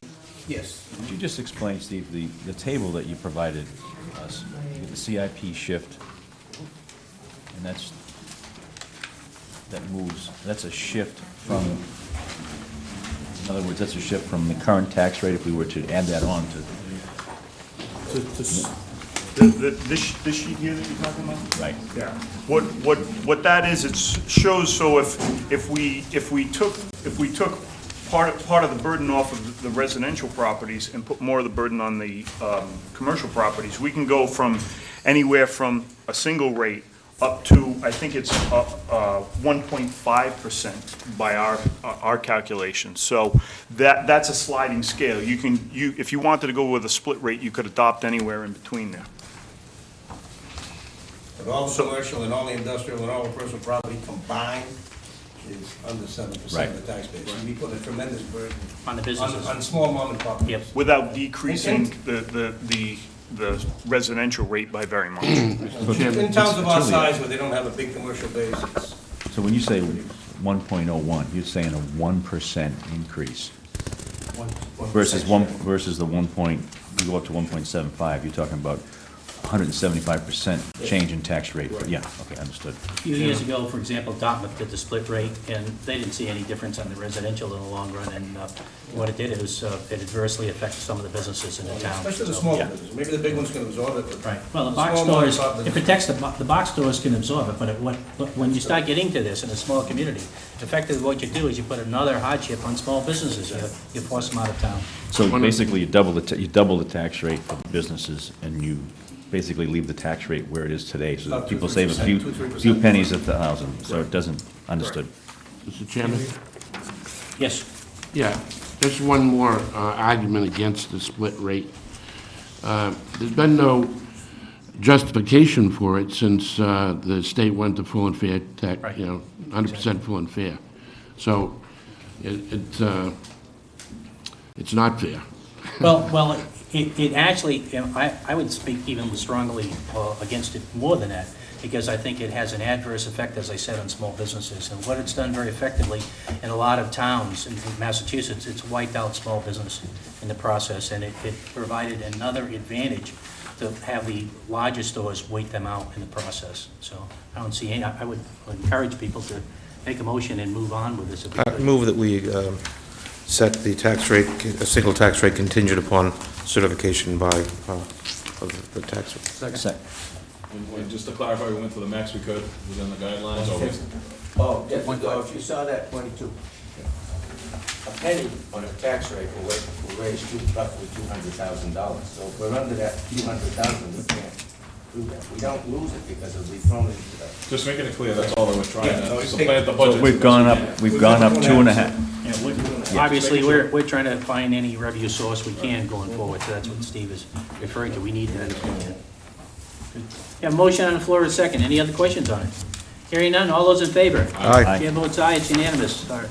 This is tentative to final approval, but it looks like it'll be $7.70 per thousand. You guys are sticking around for budget. Are you gonna call us back up to this, or are you gonna move into this meeting? Yeah, we have the budget next on the agenda. You trying to see a football game tonight, Steve, or something? or- No, we still have work downstairs. Oh, According to okay. the agenda, it's about a 40-minute difference, half-hour difference. I think you gotta allow about 20 minutes to Steve for his presentation. Yeah. Half an hour, Steve? How much you need? Depends what questions I get. All right, let's move on now. The next is Steve Lombard to discuss the preparation for vote for next week's operation budget, and Steve wanted to address the board this evening. As you recall, on November 25th, I presented the Board of Selectmen the budget. Steve, if I could, assessors, we'll let you know when we start that discussion. Yeah, great. Okay? Because they're in session, so I didn't want to hold them up either. On the 25th of November, prior to Thanksgiving, I presented the Board of Selectmen the budget, following the guidelines the Board of Selectmen gave me, in that no free cash is to be used for a budget process, to maintain a level of health within the town, and trying to present the best budget I could at this particular time for the town of Westport. And I'm glad to report that based on the revenue projections that I gave to the Board of Selectmen and as late as October, I was able to stay within those numbers. The budget for the town is $15,107,368. I presented to the Board of Selectmen a number of analyses projecting the revenues, projecting where we are at this particular juncture in time. A revenue projection that included a 5-year projection without free cash and a 5-year projection with free cash, so you can see exactly where we stand. Excuse me. In addition to that, I presented to the Board of Selectmen a summary of all their budgets, indicating where the reductions were made. And in most cases, I've met with, well, in all cases, I've met with all department heads and indicated to them what my presentation was made to the Board of Selectmen prior to me making that to the Board of Selectmen. During my presentation to the Board of Selectmen, I also stressed the importance of staying within the revenue projections that I've given you.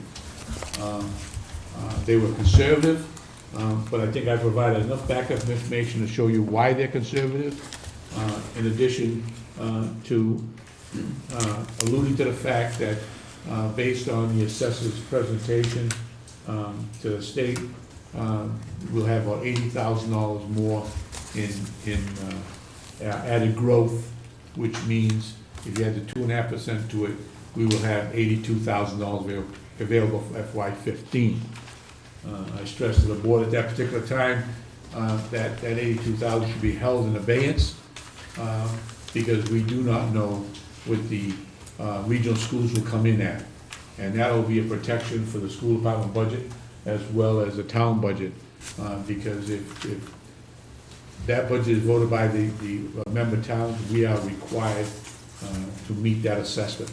So the board should hold on to that, and also I caution the board to stay the course, to move forward with this budget, to see where the revenues will shake out when it comes down to sometime in March, when supposedly we should get some state numbers to support the budget that we have.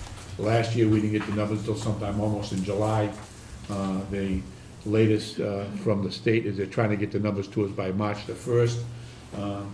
But this is the budget, first time this town had a budget so early in this process. It gives this Board of Selectmen and the Finance Committee ample time to review it, to see it from different phases, to look at the difference within its budgets, and to make a informed decision moving forward.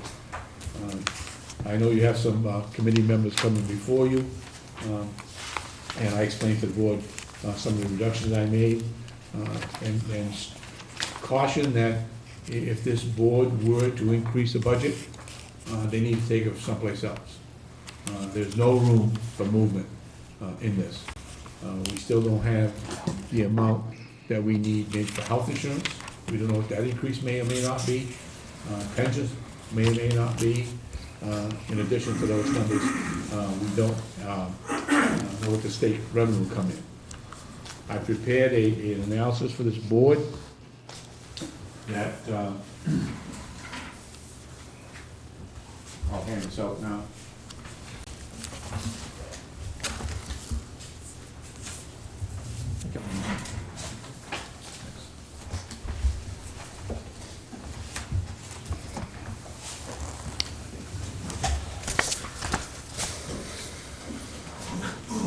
My fancy two-step.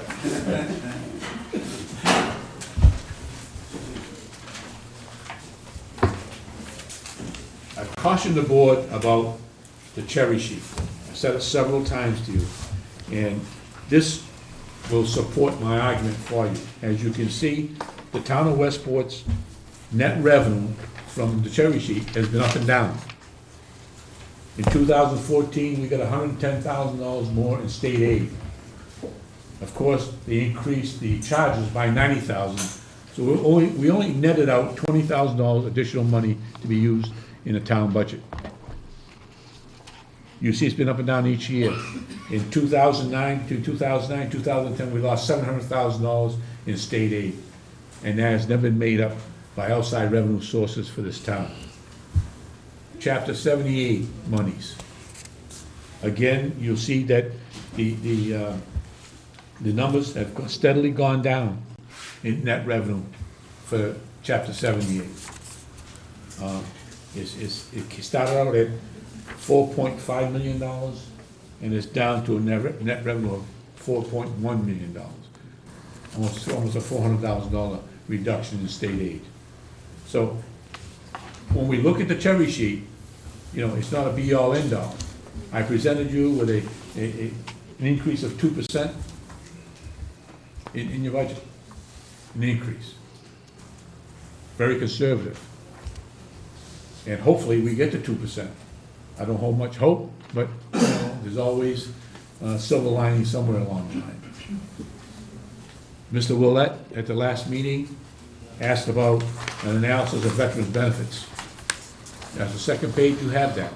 You can see that in 2009, we had a reimbursement, a planned reimbursement of $93.5 million, $93,500, but we actually only received $84,000. And those monies are based on the previous year's expenditures. So the state doesn't always give you the reimbursements on a timely basis. It depends how they process it, how it goes through. We eventually get it, we don't get it in the year that we spend it. So that gives you an idea where we are when it comes to veterans' benefits. You didn't add any of this revenue into your budget? We know we should have at least 51,000. Well, again, Not in if you there. go, it's in the cherry sheet, Steve. If you look at the cherry sheet that I gave you, Okay. and on the line item, it's right on the front page of revenue. Gotcha. It says, veterans. Number 9. Doesn't say Number veterans, 9. it says revenue, I'm asking you if it's in it. It's Well, included in it. It's all part of my revenue. Yeah, okay. Yeah, it comes on, Steve, see you that? see general government? Yeah. If you look at the, if you look at the 5-year projection, if you look at the 5-year projection, you see state aid. It's in that number. So it is included, that's all I asked. Yep. It's all in the state aid, for state aid. So all those numbers. Again, I ask you to stay within those numbers. Again, I presented you that I want to reinforce the idea that although we didn't use any free cash, we have about $700,000 of free cash that we could use. I'm suggesting that we hold back approximately $250,000 for unknown items that come before us, and that $500,000 of that free cash be used to support the capital plan. Next next Monday, I'll present you with a 5-year capital plan for the town.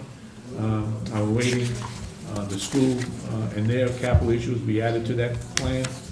We have a meeting tomorrow afternoon here, and where we'll be going over the capital plan to iron out some issues that we have in there, and you will have that as a complete package to go and consider as the overall. What's happening is so many towns, because revenues are steadily reducing, the first thing that gets left behind is your capital improvements, your infrastructure improvements, and you come to this to the realization that instead of doing piecemeal and working at it, if nothing's ever done, it comes to visit you down the road, and you'll see by the capital plan presented, it's here for us to face. Well, the problem I have with that is you're asking us to put aside $500,000 and we won't know where it is till the last minute. No, I'm actually, you got certified free cash of $750,000. I'm asking you, as a consideration, not to spend that, to hold it for capital improvements. Well, that's what I'm saying. To me, I think capital expenditure should be needs, but we can discuss it. I'm just saying, we don't know that in advance. I have no idea why we would cut anything before, and we would want to supplant what we're losing. No, we're not cutting anything. This board Cutting made a stipends and the policy. other things, No, right? this board made a policy, no free cash. I know you said, No free and we had cash. free cash we put in last year. We could touch, technically, we could touch that. No, you can't. We No. said we wouldn't touch the free cash within a year. No, you wouldn't spend it on operating budget. You made that Not the policy. same operating year, is what I understand. Well, No, it's It's not the within same. the same operating year. So it- if we have $200,000 in the bank from last year, it should be eligible to use this year. It was a qualified vote. We passed the policy. In principle, that's what we did, but we also allowed the potential for extenuating circumstances and situations. Decision's up to the board how they do it. I'm just making recommendations. How you use it, it's strictly up to the And board. keep in mind, board members, we haven't, we have a proposal, we've looked at it, we're gonna talk about it tonight, we'll be voting on the operating next time. So we Right. still have some time in terms of where we're gonna go, and we can always look at this in January and February again if we want, but we're just trying to talk about the source of funds. There are a couple, I think this is well done, Steve, there are a couple of things that I think we should point out from our level, though. On FY 2014, on the cherry sheet, we're anticipating this year 185,000 of state monies coming back under the veterans, under Chapter 215. We only got about 84,000. Yes. Over the next week, if you could, before we meet next week, it would be helpful, maybe you could check with our state rep and see, in terms of the distribution of these funds, I'm sure these are all put in for reimbursement already, and I'm a little concerned that we're running, quite a bit behind what we should be at this point, I would think, based on what the cherry sheet said we were going to receive. The second thing in our packets tonight that we should be aware of is, yesterday, I got an email, went to the superintendent of schools, but it came to me as chair of the board, and also came to the chair of the school committee, because we signed off on that, if you recall, when we did the request through the schools for the statement of interest. They referred to the SOIs. And I put that in the packet tonight, and the superintendent's here, she might want to speak to it. But just because this is one of the factors that we were trying to work on, anticipating if we did tap into free cash or other sources, one-time funds for operations, what would be kind of the 2 or 3 year plan down the road, would be able to do something with buildings or whatever as part of that parcel, or part of the consideration for where revenue sources might be coming. What is it called? It's an email? It's an email, it was in our packet this evening. Yeah, it was an email to me, and Tony Viveras is chair of the school committee, but the original letter went to superintendent. And what they're saying in reality is that, although they acknowledge the fact that they were submitted, that at this time, we won't be receiving any kind of response from them in terms of our request, but they encourage us to put it in again next year, which kind of suggests to us as a town that, that was an option we were hoping to look at, and maybe there's some things we could do. I'm not sure that that's going to be appropriate. Now, maybe we could put some pressure from our legislative delegation or whatever to see if there's some options. The superintendent could look at a number of options in terms of additions to schools and all kinds of, what about 4 different requests that came before our board. If you remember, we signed off on that as a board of selectmen as well. So, but kind of the bad news on that is we're not even going to hear anything over the next 12 months at the very earliest. I assume the schools will be taking a vote whether they'll be resubmitting that in the future.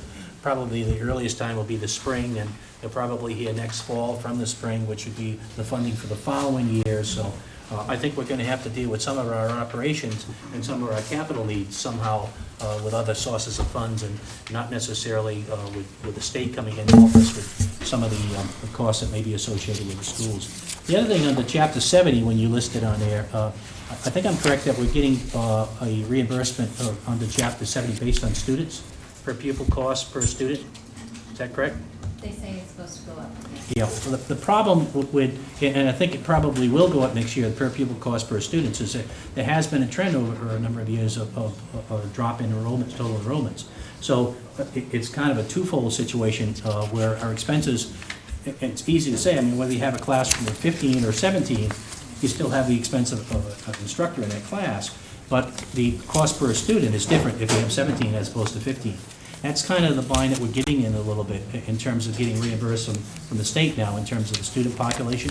So that's another factor that we're going to have to start looking at down the road here, because, again, there are some folks that are quick with the numbers and suggesting that at our peak we were at about 2,700 students, and we're about 1,600 students now, give or take a few. But obviously there's been a decline in enrollment. So there may be a projection over the next couple of years. Certainly there's an increase at the elementary levels, and I think at the preschool and kindergarten levels, so that might suggest that there's an increase coming. But if you look at those town reports and you look at the birth rate, the increase is going to have to come from out of town. It's not going to come from the birth rate that we presently have in our town, unless we didn't record those people in our statistics at the town clerk's office. Kind of think we did. So there is a trend, and I think that trend is maintaining, which it's going to show in somewhat of a negative effect in terms of state aid on the school side of it, because it's based on numbers of people.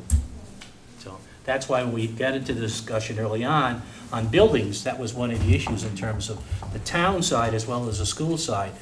There's so much you can do with personnel, and if you have limited funds, then how do you divide up that money? But if we can look creatively at other sources where we're spending our money in expense, there might be a way of looking at that. And that was one of the attempts that we were trying to do if we went into one-time funds.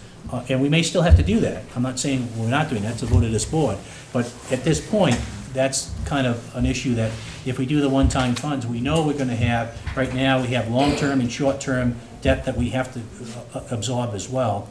And the $3.2 million for the middle school is in place. The last figures that the school was looking at, there has to be at some point some consideration given on how they're going to take the next steps with expenses related to the middle school or options associated with that. And they could speak better than I in terms of those issues. But it comes back to the town and as a community in terms of where does that money come from and what sources are available to cover those costs associated with it. Right now, we're close to about $1 million, I think about $900,000 in terms of debt on a yearly basis. We're paying principal and interest. We've just retired a school, and we've just put on the fire station in the last couple of years, so that's balanced off to some degree. And then we have the short-term issues with the $3.2 million with the PCBs. So those are all factored in what we're talking about, what we've seen here this evening with Steve. So appreciate it. I think it's well done. It's not good news necessarily, but at least gives us a further background. Any other comments or thoughts? And I know you've just seen this myself for this evening in terms of what has been passed out by Steve, but we could open it up, as Mr. Willett is mentioning, on the budget in general. Oh, I'm glad you got the veterans in there. How about the rollover on delinquent taxes, Steve? About $175,000. Do we have that on here yet? No, because that would come from the assessors, I don't have that. Okay. It's not, you know, it would be something that they would include as part of their overall Or the tax collector, presentation. actually, but yeah, all right. Yeah, I wouldn't have that. You know, the thing is, I met with all the finance officers, all these numbers were put together with these people. Yeah. They're all part and parcel of this presentation. So they know the numbers I've presented to them, they've agreed to the numbers, so if there was any department was left out of the development of the revenue projections. So. Well, obviously my issue is that's more funds that are gonna come in Oh, yeah. that we need to account for. I mean, But you're that- talking that- 200,000. But that, it's come as part of your free cash, that moves into free cash next year. That's our concern, yeah. But that's how it comes in. I mean, I can't help it, Yeah. because that's the way the state assesses it. And again, one of the things that we're trying to do is develop a capital budget in addition to an operation budget and try to fund both of them if we can. And it's a question of priorities, as you say, Steve. You may forego priorities for capital just to cover the operations. And that's a decision of this board. It's just that I think if you look at the history, we've kind of done that to a large degree, and you can only delay those for so many years, and at some point, you've got to address some of those capital needs. And that's kind of what we're faced with. Those expenses don't go away, they just increase because we haven't addressed them. And because- Well, with capital, generally, we've been able to sell a debt exclusion. The- They know what they've done. My budget presented to you provides that $114,000 for the 3 police cruisers is to come out of the $500,000. Right. Yeah, whether we do a debt exclusion, whether we come up with other creative pieces, again, we have to look at the philosophy of how we do a budget for operations and how we do it for capital. And whether we use free cash or not use free cash for operations or capital, we have to make some decisions as a board in terms of how we're going to do that. But what I think is trying to be stressed here from both Steve and Jack is that we can do what we've done in the last few years. There's a little bit of money left to do that, but we're just kicking it down the road a little bit, and the dramatic effect is going to be greater unless we start addressing it. And that's what we're trying to do here. It's not easy, but that's what we try to do with the budget that we charged you to do this year and the policy that we put in place in terms of one-time funds. Doesn't mean, as Craig has said, that we can't go back and look at one-time funds if it talks about personnel. And you're right, one of the recommendations was to cut and starting with salaries around the table here. Everybody's salary out pretty much for. Not just us. No, but we started with our own board and we asked others for that same consideration, and Steve has done that. That wasn't something that I recommended to Steve necessarily. He took that. Now, I agree with it. I'll be very honest, I agree with it. But we never had that conversation. I know there are people that think that we did, but that did not take place. Problem, Mr. Chairman, is that you mentioned kicking it down the road. This town, as we've often said, has had a structural deficit for a number of years now. It only grows. It doesn't get smaller. And the right thing to do would be to face up to that structural deficit and to approve a structural deficit override. And I think once the budgets come in the budgets as the operating budgets for the general government side have, the school budget, I understand, is being developed, and along those same lines, it's going to be a budget within the dollars that we have available by playing by the rules, the financial management rules, the best practices when it comes to managing the town's finances. There have been all sorts of people, from your auditors to the DOR, that have pointed this out to you in the past. So we're not the first ones to say that you got to deal with a structural deficit if you want to get healthy financially. We were on that track, but swayed away from it the last couple of years, and we used free cash. Yes. For good reasons and valid reasons, but we did not address the issue. Right. And if we don't address the issue, there are city and towns that went bankrupt because they didn't address the issue. That's right. Hopefully, we won't be in No, that it's not situation. even close to that What's that? position. I said, we're not even close to that position. Well, you're not that far away. You have a structural deficit that's approaching $1.5 million, Steve. You're close. You're Well, close. it's closer to two. When the board goes through this budget, okay, it's not even a level services budget. Right. It's not a level budget, it's below that. You can't meet what this town is currently doing in going to the next fiscal year. As these expenses increase, our revenues are plateaued, so our expenses are going above our revenue. Right. And when we start looking at some of these issues, you know, the next place you're gonna start reducing is people are gonna have to go. You can't keep on meeting that. Even if you use the free cash, you're gonna have that issue of trying to supply the budget that you've been normally trying to do. I mean, the school, there's no way they're gonna come in with a $16 million budget, because there's substantive cuts that has to be made to meet what they need to meet. So between the two of us sitting here, and we had a great meeting last week with Ann and Mr. Dupuy, Mark, from the school department, and went through all these numbers with them and everything else, and stressed how we need to get together to come back with a plan, how we're gonna try to stay within the revenues that we have, and explain what's gonna occur if it does.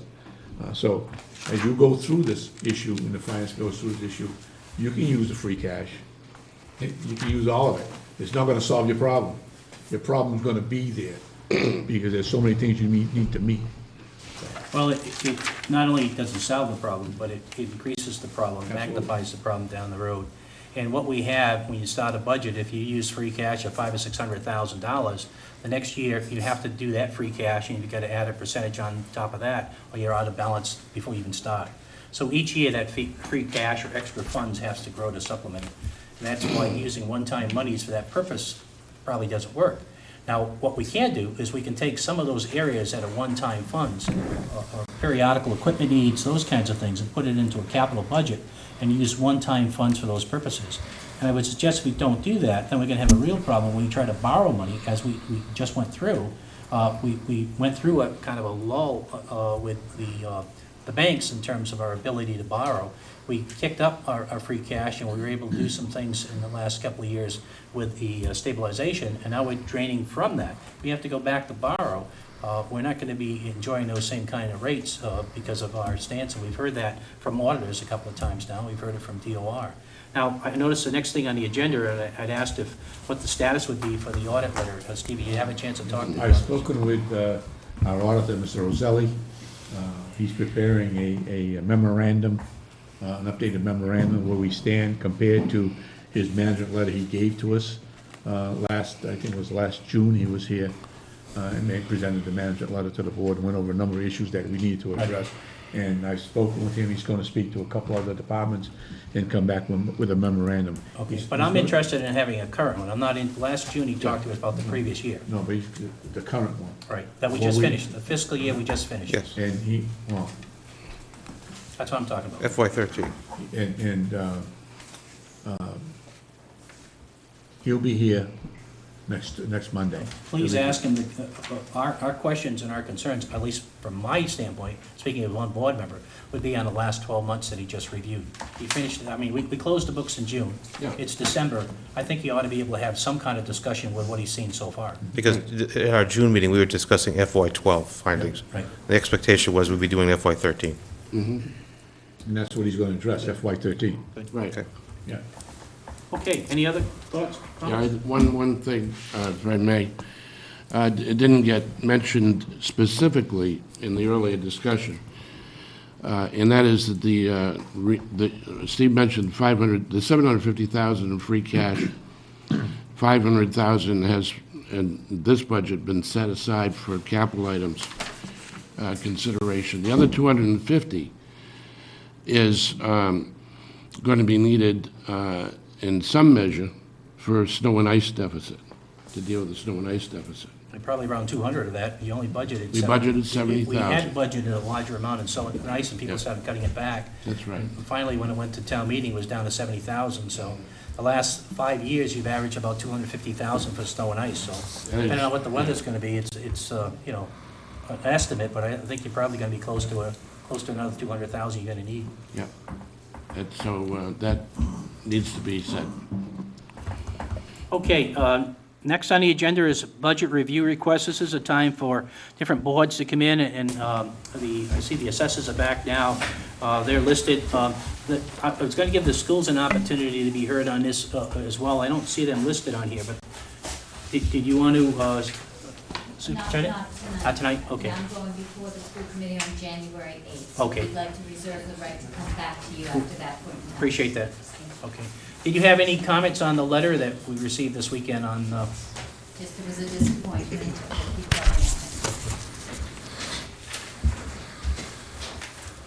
going. All right. I guess the Board of Assessors, the first ones that are listed there, are they in the room? Yes, they are. They're back. Okay. Folks want to be heard first? And we just had a handout from the Board of Health and the transfer budgets too. Steve just passed out. You know your account number for, so you can follow the bouncing ball?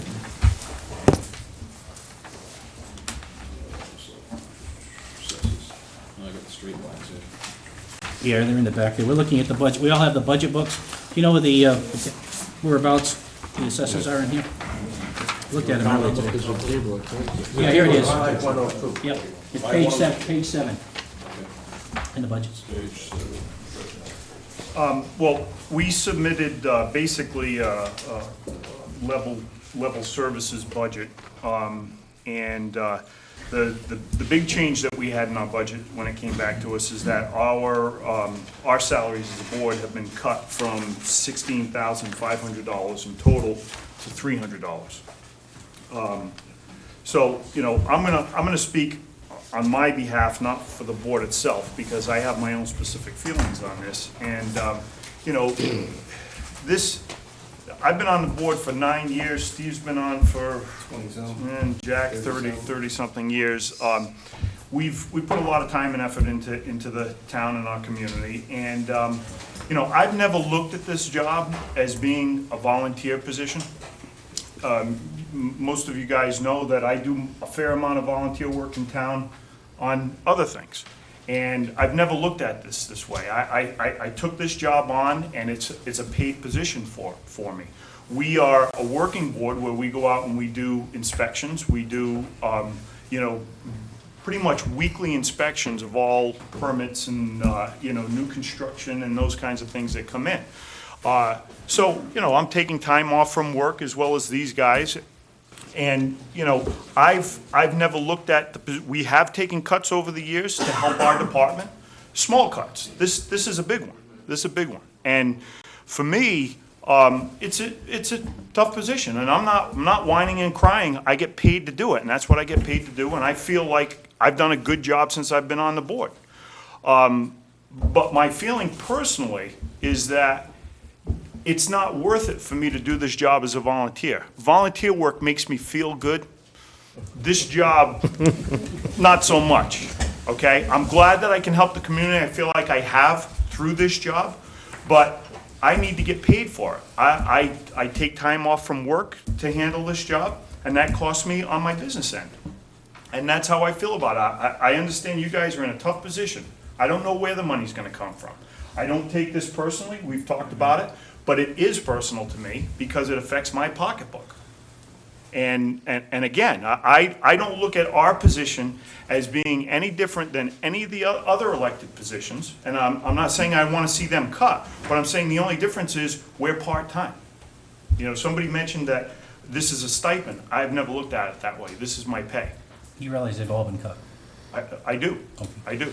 So it's not just the assessors, it's across the board? That's all elected. All elected. Yeah. Yeah. The treasurer get cut? No, that's full-time position. That's what I'm saying. That's what I said, full-time position. I don't look at it being any different than a full-time position, except the amount of time that we put in. We still work for our pay. Right.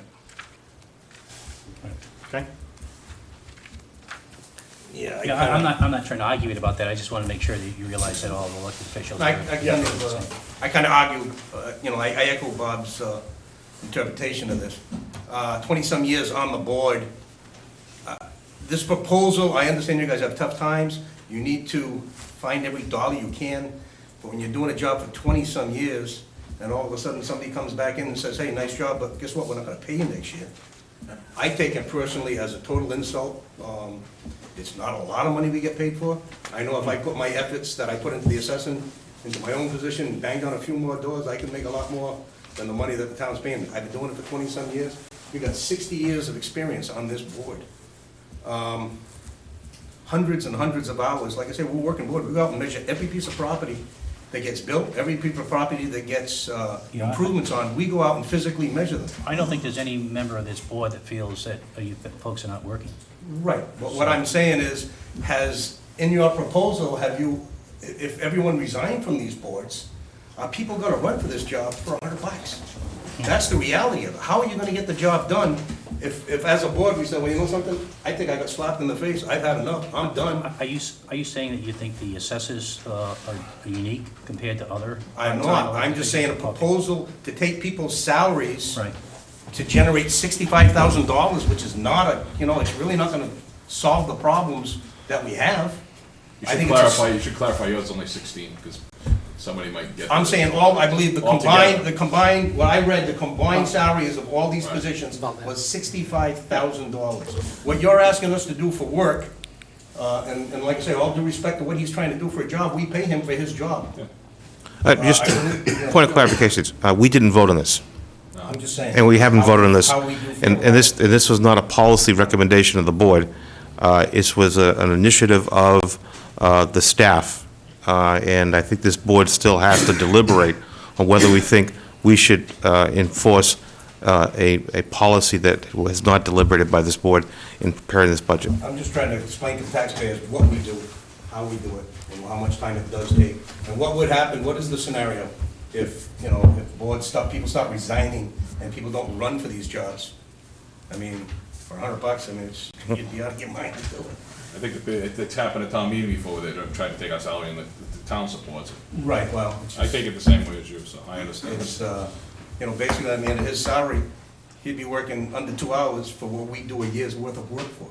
And I'm not saying that he doesn't justify his salary, but you're asking us to do hundreds of hours of work for $100, and I know I echo with Bob. I find this as a job. I do a lot for the town and a lot of volunteer work too, and I don't find this one. We're all part of the town, and we all pay taxes, and we all choose to run for office and not to run for office. Some of us run for office assuming that there's a salary associated with it, and it's a part-time job. If we're gonna do one part-time job, why not do one that reflects for the town? I understand it.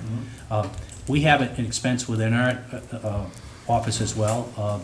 I think I'd have to look at exactly, I think I get personally about $5,500 a year to do my job. Put in, well, you can say it's not enough, some people figure it might be too much, but I think every member of the board could speak to the same situation, and if we bring in the planning board, or we bring in any other group, we bring in the schools, they don't even get paid. In other communities, the school committee members get paid. And not every school committee gets paid, but people have voted to do that, some have not. We're just trying to, we gave a charge to the town administrator and the business manager in particular on this one, to try to come up with a budget that worked within all available funds that we had to our discretion as a town, and try not to lay off any full-time people in the process. That affected us, and it affects you folks. We're going to take a look at that to see if we are comfortable with that policy or not, and you've heard two members speak about that already. So we're going to register what you're saying. We're not debating it. This isn't a situation where anybody from the board or any of the staff people, these folks are both part-time too. One of the things we did some time ago is we eliminated the full-time position for town administrator. And we went in with a part-time and realized that was crazy. We couldn't do it with 20 hours a week. So we brought two people in, and both of them are probably working close to 40 hours a week, and we're paying each 20 hours a week without benefit. So we have to come up with alternatives, because we're looking at the price of doing business, if you would, as a community, and seeing where we can, with the funds that we had that were limited, how we could distribute those funds. So it's certainly not meant to be picked on in terms of the assessors. We're looking at the town's ability to provide the services that the community has asked us to provide. From the assessor's standpoint, in addition to your salaries, next year, even if this is approved without your salaries in there, we're talking about just professional services of $132,000 for the assessor's office. I think for the selectmen, it's over $200,000. So we have to look at those, and whether it's salaries or something else, we've got to figure out where's the money going to come. And, you know, basically what we tried to do was do the job. We still talked about a couple of salaries in the fire department. Unless the grant came, those folks are going to be laid off.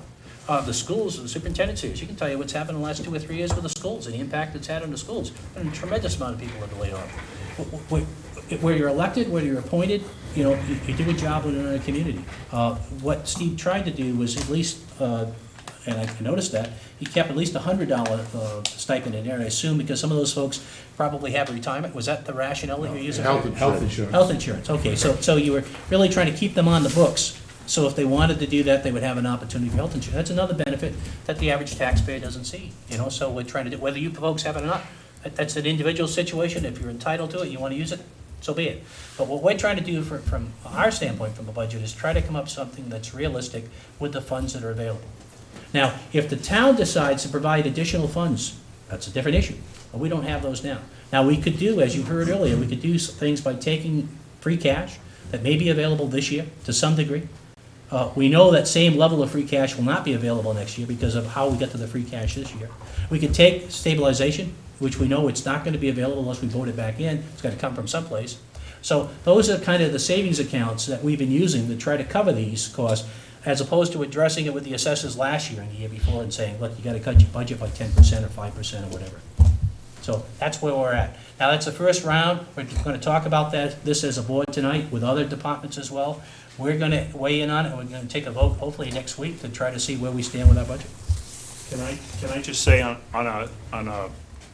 a less selfish note, and I didn't mean to direct my frustration at you guys or at Steve, because it's the hand that we're dealt, and I understand that, and you can't get blood from a stone. But, you know, we have been saying, since I've been on this board for 9 years, we've been going backwards. And when we meet with the Finance Committee and present our budget to them every year, I say the same thing. And we're not, our board isn't alone. You guys are the same, everybody's the same way.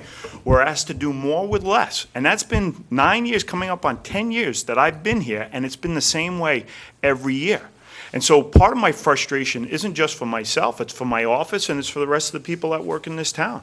You know, they go out and they do a good job. They do everything that we ask them to do every day.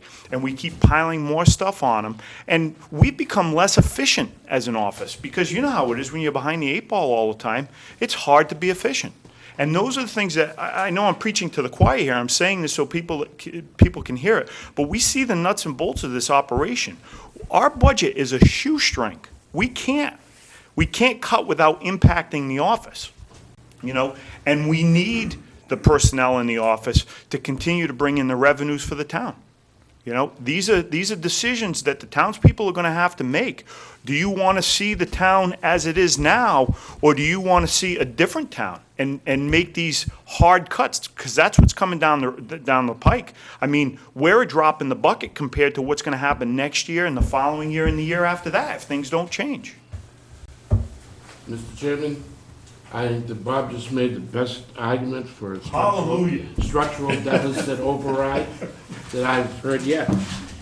The reason that that's happening year after year is just that. Jack, I'm going to hold you on that. I understand that, and there's a time and a place to have those discussions. But we have gone to the voters on this before, and we did it with the idea, well, we're going to cover free cash, we're going to have other one-time sources to cover these budgets without making those adjustments. When we didn't get the votes, we didn't make the adjustments. Let me say that again. When we didn't get the votes, we didn't make the adjustments. So at some point, you know, we have to be held accountable some way or the other. Because we don't have the funds. We made adjustments, and you're going to have to keep an eye on what happens with the capital this year. Capital has been rolled into the operating budget instead of going to debt exclusion. Steve, how much money did we use last year to balance the budget? How much free cash did we use last year for operating expenses? I'd have to look at the line, but we put over 200,000 the year before. Well, you said it wasn't true. I was trying to explain to you, Steve. Yeah. We spent over $500,000 to balance the budget. Steve Lombard, when we first came in, said, you know, you're using one-time funds for operating budgets. We said that. We said that at town meeting. That's a decision that we make. We may still make that decision again this year. What I'm saying is that it doesn't go away. That doesn't solve the problem. It gets worse. That's exactly the case. So, but the thing is, in the meantime, one of the responsibilities we have in the community is work within the budget. We have financial management situations from the Department of Revenue, from auditors and so forth. We can choose to ignore them and spend every nickel we have, but that doesn't make the problem go away. And that's what we're being faced with a little bit on this situation. We hear what you're saying. People are going to weigh in on this. Individually, people are going to weigh in. They're members of this board, I'm sure, that feel very passionately about that with other committees and probably even in their own situations, because they certainly put the time and effort in, and without that time and effort, the job doesn't get done. Just a clarification for the people at home. What is the policy on this? Board votes in favor of going with this budget and taking the stipends. Does that now go to town meeting? You can go to town meeting and plead your case on town meeting, or I'm you can just ask the saying, finance if committee. this board agrees on this budget and taking the stipends away from these board members, is that it? Or does it go to town meeting? It goes to town meeting. It goes to town Well, meeting. that goes to Finance Committee next. It goes to the Finance Committee The next. the finance committee can choose to come up with another budget, they can support ours, they can do it with any choice they want. But in addition, you can go on town meeting floor and argue a case for your budget if you'd like. Just a clarification. Yeah. And like I said, we got a $500,000 we haven't even discussed yet in capital. Yeah, I don't want to say, I wish. People should know what's out there. Yeah, I think the people Well, should know. wait a I minute, think it's just, Steve, would you say again, how much money do we have for operations for this year? And how much extra funds do we have? It's, We don't have extra. We don't have extra. 500 is technically extra. No, We're it's buying not. things with it. Oh, It it's not? absolutely is not. Okay. May I ask Mr. Willett, Yes, sir. what $500,000 he's talking about? Talking about the free cash? Free cash, 750. You just said we're putting aside, I'll quote you, we're putting aside 500,000 for capital improvements, of which we don't know what it is yet. No. What am I missing? I didn't say that. We don't know. Maybe you know, but we don't know. Wait, Okay. you know, I'm not here to argue with the board. Right. I'm here to You're make asking me a, where, and I just asked you. You told me. I'm making a financial presentation, whether you want to accept it or not, that's your business. You Didn't paid say me I to do didn't the job, I did the job. I told you, next week, I'll bring a capital plan before this Board of Selectmen and suggesting that you use $500,000 to fund that. Now, if you don't want to use $500,000, that's up to you. Do I know it at this point? You don't have it. Thank you. That's all I stated. This is $500,000, we don't know what we're doing with it. That's all I said. well, you have capital requests on a yearly basis. We had it last year, we have a capital committee. Excuse me? We haven't had it in a year. You started putting it in the operated last year, or we started putting in the operating budget last year? No, it goes beyond the time that I served in this board. When I was on the finance committee, we were going with capital budgets as well. Now, there were some times that the town didn't go along with funding any capital budgets, but we had capital budgets. Capital budgets are set up for things that are not going to occur on a one-time basis, you know, basically.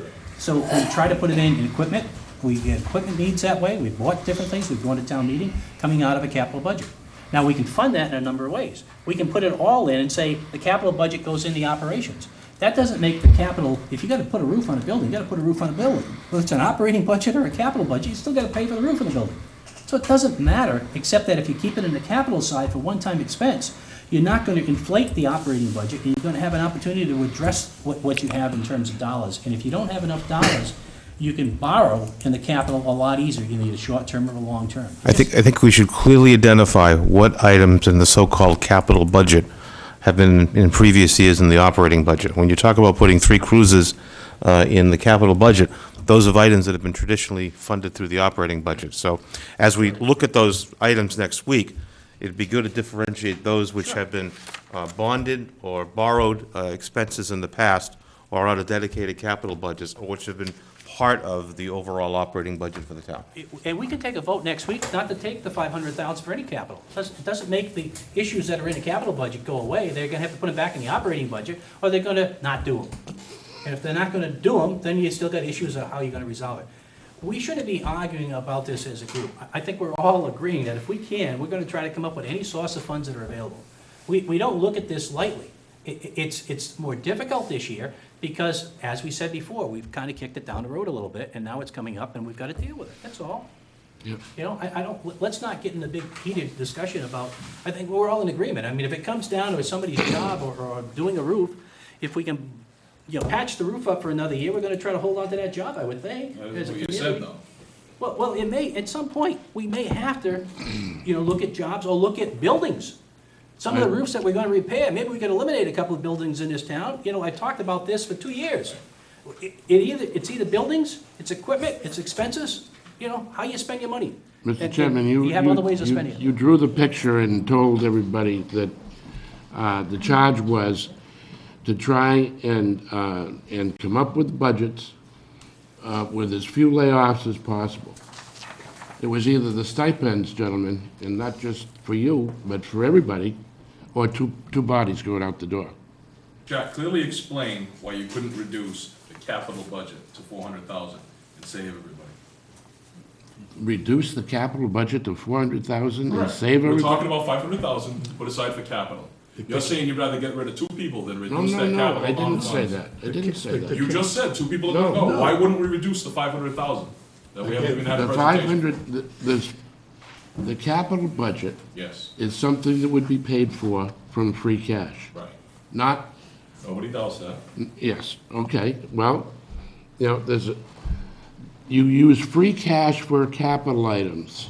You don't use it to fund operating budgets. All right, but just wanted to make that clear, that's all. We have other. That's a theory Budget review that some of the board members believe. Somewhat? That's a theory that some of the board members believe. No, You it's have not half a- million it's not that a we've never had theory. before, then It's a keep people- financial- No, I think you're misinterpreting. I don't think you should speak for other board members. We're all capable of speaking for ourselves here. I, for one, think you're mistaken. I don't think any other board members feel that way either. You did. You said that you feel that we shouldn't have the stipends. I'm not putting words in your mouth. You said it when they sat down. I said, right now, I would feel that I would give up I'm not interested in giving up my stipend. I think I deserve my stipend. But if it means laying somebody off, yeah, I would give up my stipend. Oh, I think we all would. Well, wait a second. We didn't say that last year when we laid off people in the schools. When we had a budget. Of course we did. We reduced our salaries. Well, we're still reducing a salary and going to an unemployment office because you've been laid off is a little bit different. I think that's way off, Tony, considering give out 20% raises in the last year, a few times. So, way off. We can debate as you can see, there's healthy debate on the board in Yeah. terms of salaries. Some folks I will do hear that, what, but we can drop it. I hear what you're saying, okay, and I, for one, am going to be affected by it. I'm not interested in doing that, but I've stated why I would do it under the circumstances. Everybody can make their own decision on this. But that's not to say what we haven't done in the past couple of years have not affected layoffs. We've had layoffs in our town. The majority of them have happened in the schools, plain and simple. So let's not ignore the fact that sitting down here as a board that, well, this hasn't happened, it's the first time it's going to happen. It has been happening, folks. Just hasn't impacted us. Okay, when I say us, the town side. This year, it could impact us, or we're going to come up with other alternatives. Town side's been affected across the board.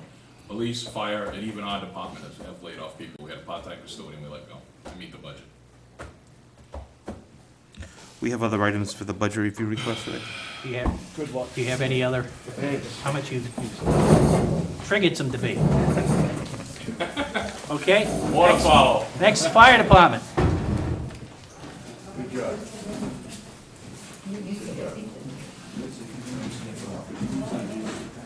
Is this just a temporary thing or next year? If you don't do a structural override, we're gonna do this every year until the state comes in to run the show.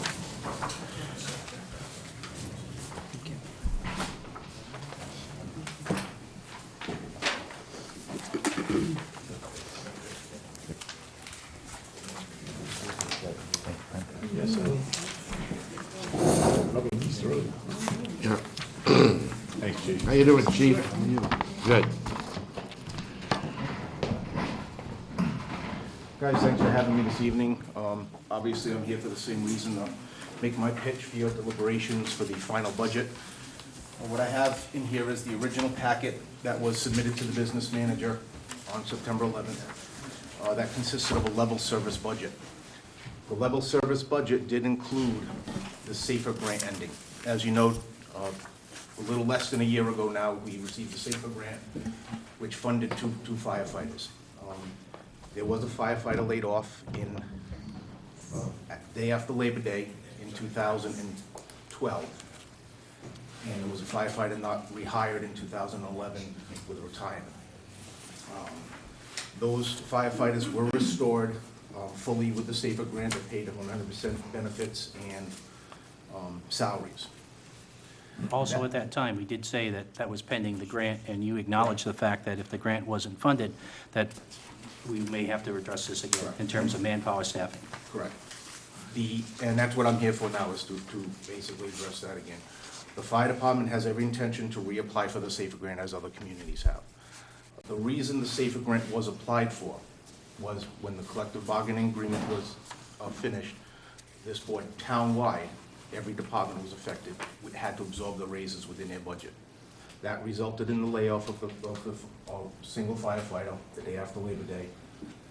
We received the SAFER grant in the first round of funding, which was in October. That firefighter was able to be restored along with the firefighter that we lost due to retirement. Chief, that happens in every budget, you know that. Correct. I mean, any budget, if we deal with other departments and there's funding that's not going to be at the state or the town level, they try to go other grants and other sources for funding, and that's what we did as a community when we did the SAFER grant before. Correct, but on November 13th, there was a special town meeting where every other department was funded for the collective bargaining agreements. We were left out because we were funded with a SAFER grant. As you know, we just funded the police contract. We are the only department on the municipal side right now that was not funded for our collective bargaining agreements. That is why. At the staffing rate that you felt you needed to have in your At department. the staffing rate that we've had since the 80s. These were not new positions, as Selectman Willett said last week. These are not new positions that we created. These are positions that have been in the fire department since the 80s. In the packet, as you know, we've been running since this fiscal year fully staffed. And I have a revenue sheet. It looks like this sheet here. In the first 5 months of the fiscal year, because we are fully staffed and running efficiently, we have turned into the general fund $62,716 over what we did at this point last year. This is as of December 4th. This figure is as of December 4th, 5-month period in the fiscal year, $62,716. That's basically one man there right now. I know you're looking at increasing revenues. This just shows what we've been saying for a while. If we run efficiently with the manpower that we've had since the mid-'80s, we run much more efficient. What was your personnel services for the current budget? What was the budgeted amount? For the one I'm in right now? Yeah, this fiscal year. $937,000. No, for personnel services total, it was 1.5 million. Personnel services. Total personnel. 5,100. It's 5,100 personnel services. Yeah, 1575279. Administrative staff, sick leave, overtime, EMT incentive for holidays. Correct. Longevity, out of rank, college incentive, sick leave payback. Correct. Total 1.5 million. 1.575,279. Correct. The cut is, from what I requested, is $94,000 less than what I requested. Some of the firefighters. Which would be what was the SAFER grant paid for annually.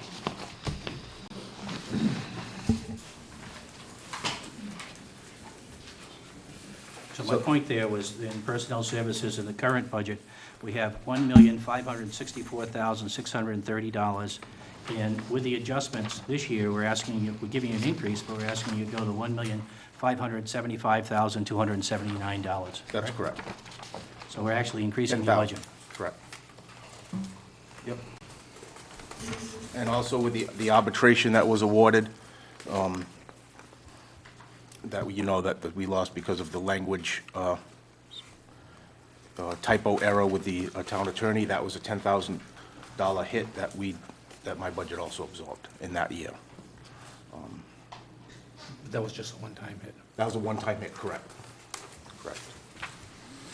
But you're here for personnel services, correct? Here for personnel services. And personnel services shows an increase from year to year, correct? Correct, $10,000. Right. Due to contract Right. negotiations. And you still have an opportunity to go after a grant for 2 people, right? Correct. Okay, so, But there's nothing saying we're going to get the grant. That's the problem. There's a couple different options we have here. I wrote up 2 articles. What they like to see is... the problem was 2 years ago, when we had 2 adjustments that we didn't make, and we went after a grant, and we got that personnel. Mm-hmm. If we didn't get that grant, how were we going to manage it 2 years ago without the grant? They would have remained laid off. Right, and that still may be a problem now unless we come up with some creative ways for the grant, or increasing your personnel services line, which is over $1.5 million, which shows a $10,000 increase to try to work within that personnel service line for the total. Yeah, but the point I'm trying to make is, right now, we are the only department on the municipal side that did not receive an increase with the collective bargaining increase. That is due to expire June 30th. That's the only point I'm trying to make. Okay, you made it. Any comments, questions for the chief? There's no provision in the budget for any assumed settlement or contract settlement, Steve? No, I haven't put any money in for any raises for anybody in the town. No, this was the previous contract, the one Expires that this coming- one that we're currently in now, But it expires, June 30th. so, All contracts All on June contracts 30th. expire June 30th. so there's no provision in the budget for anybody? Okay, got it. But there's built in, based on the contractual negotiations that previous boards have made, you're increasing your total budget. For professional, for example, you budgeted $937,000 last year. This year, you're going up the proposal for $930, so it's the same, and the difference is going to be to try to get a grant for two people. I mean, I don't know many public safety communities that don't go after some kind of a grant for police or fire these days, to try to supplement budgets that are And we have every adversely intention of affected. doing that, but unfortunately, that's not guaranteed. You know, well, So the it grants is are... guaranteed these days. You know? Grant's not reflected in the budget. No. No.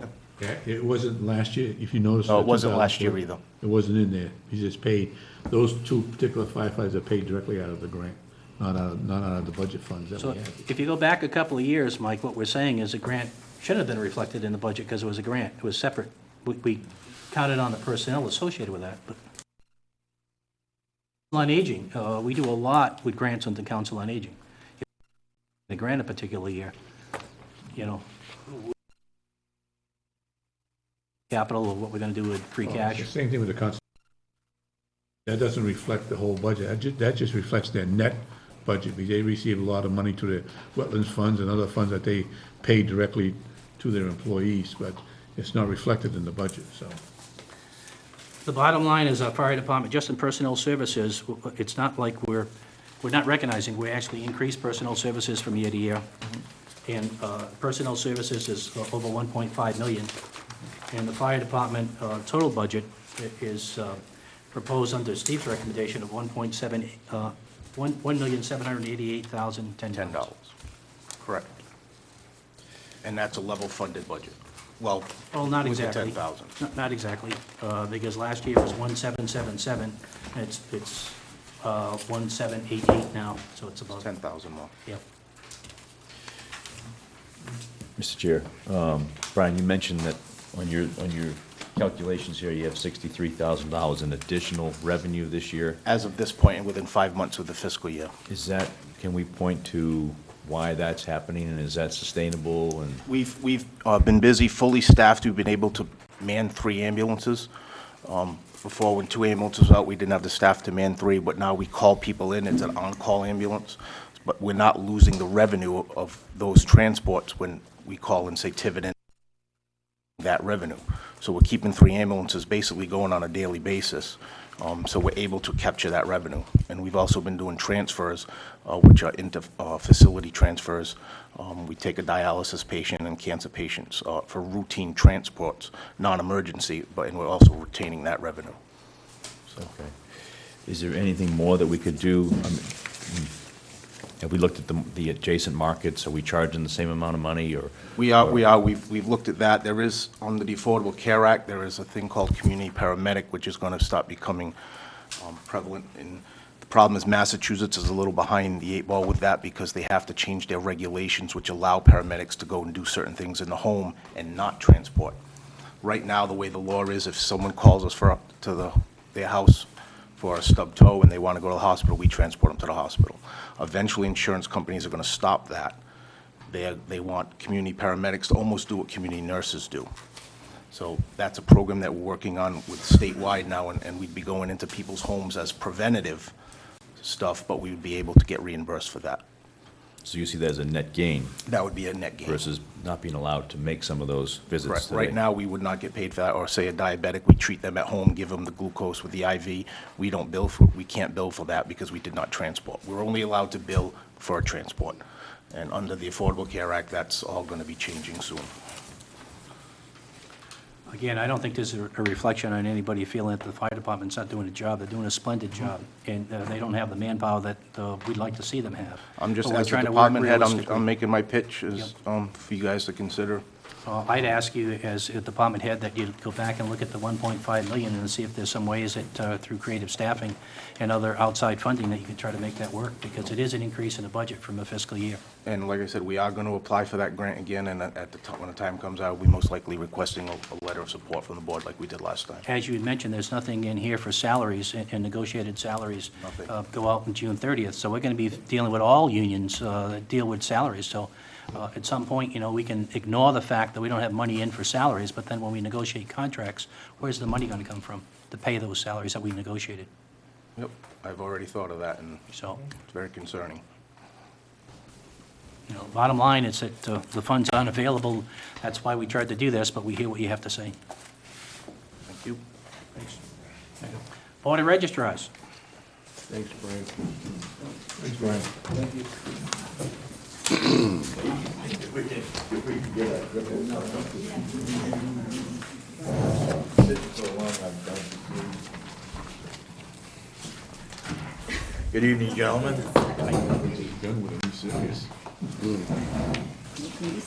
think most of you know us. My name is Arthur Caesar. I'm the chairman of the Board of Registrars, and with me, Registrars Woodruff and Lambert.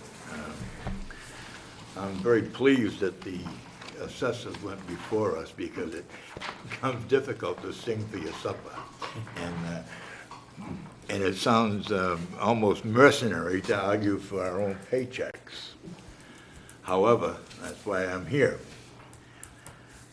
Everyone's job in town is an important one. Policemen are important, firemen, the assessors, they create revenue. Our department doesn't do that. Our department spends the money. What I'm here for, I'm here to argue for $11,241, split among the three of us. The chairman gets a large sum of $500 extra a year. Otherwise, we split about $3,600 apiece. For that, we provide the following service. Now, think about this for a minute. The most basic constitutional process that Americans enjoy is the vote.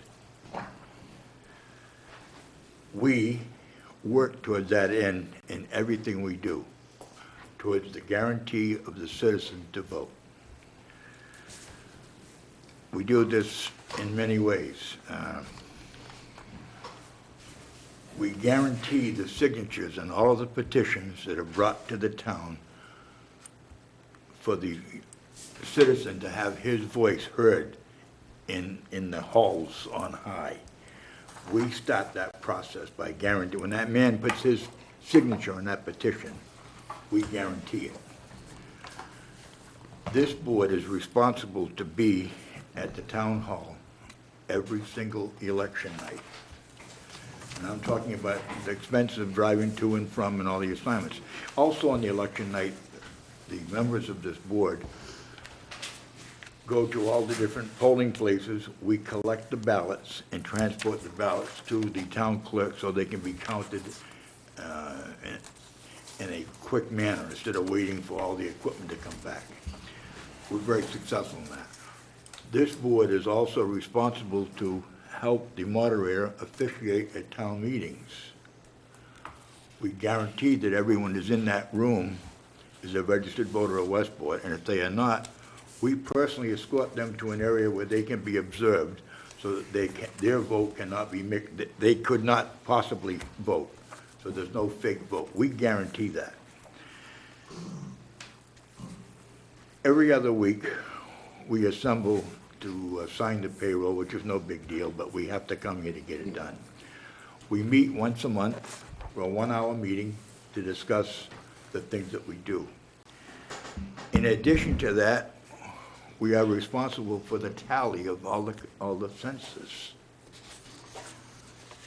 But most important, we're responsible for voter registration. Here we get back to the most basic constitutional premise, voter registration.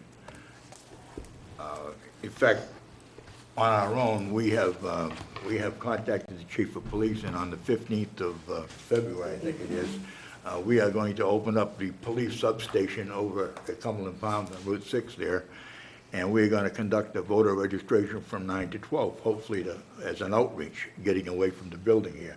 I'd like to think that was volunteerism, because we don't get paid anymore to do that. However, we're always trying to make things better than what they were. So again, I'm singing for my supper.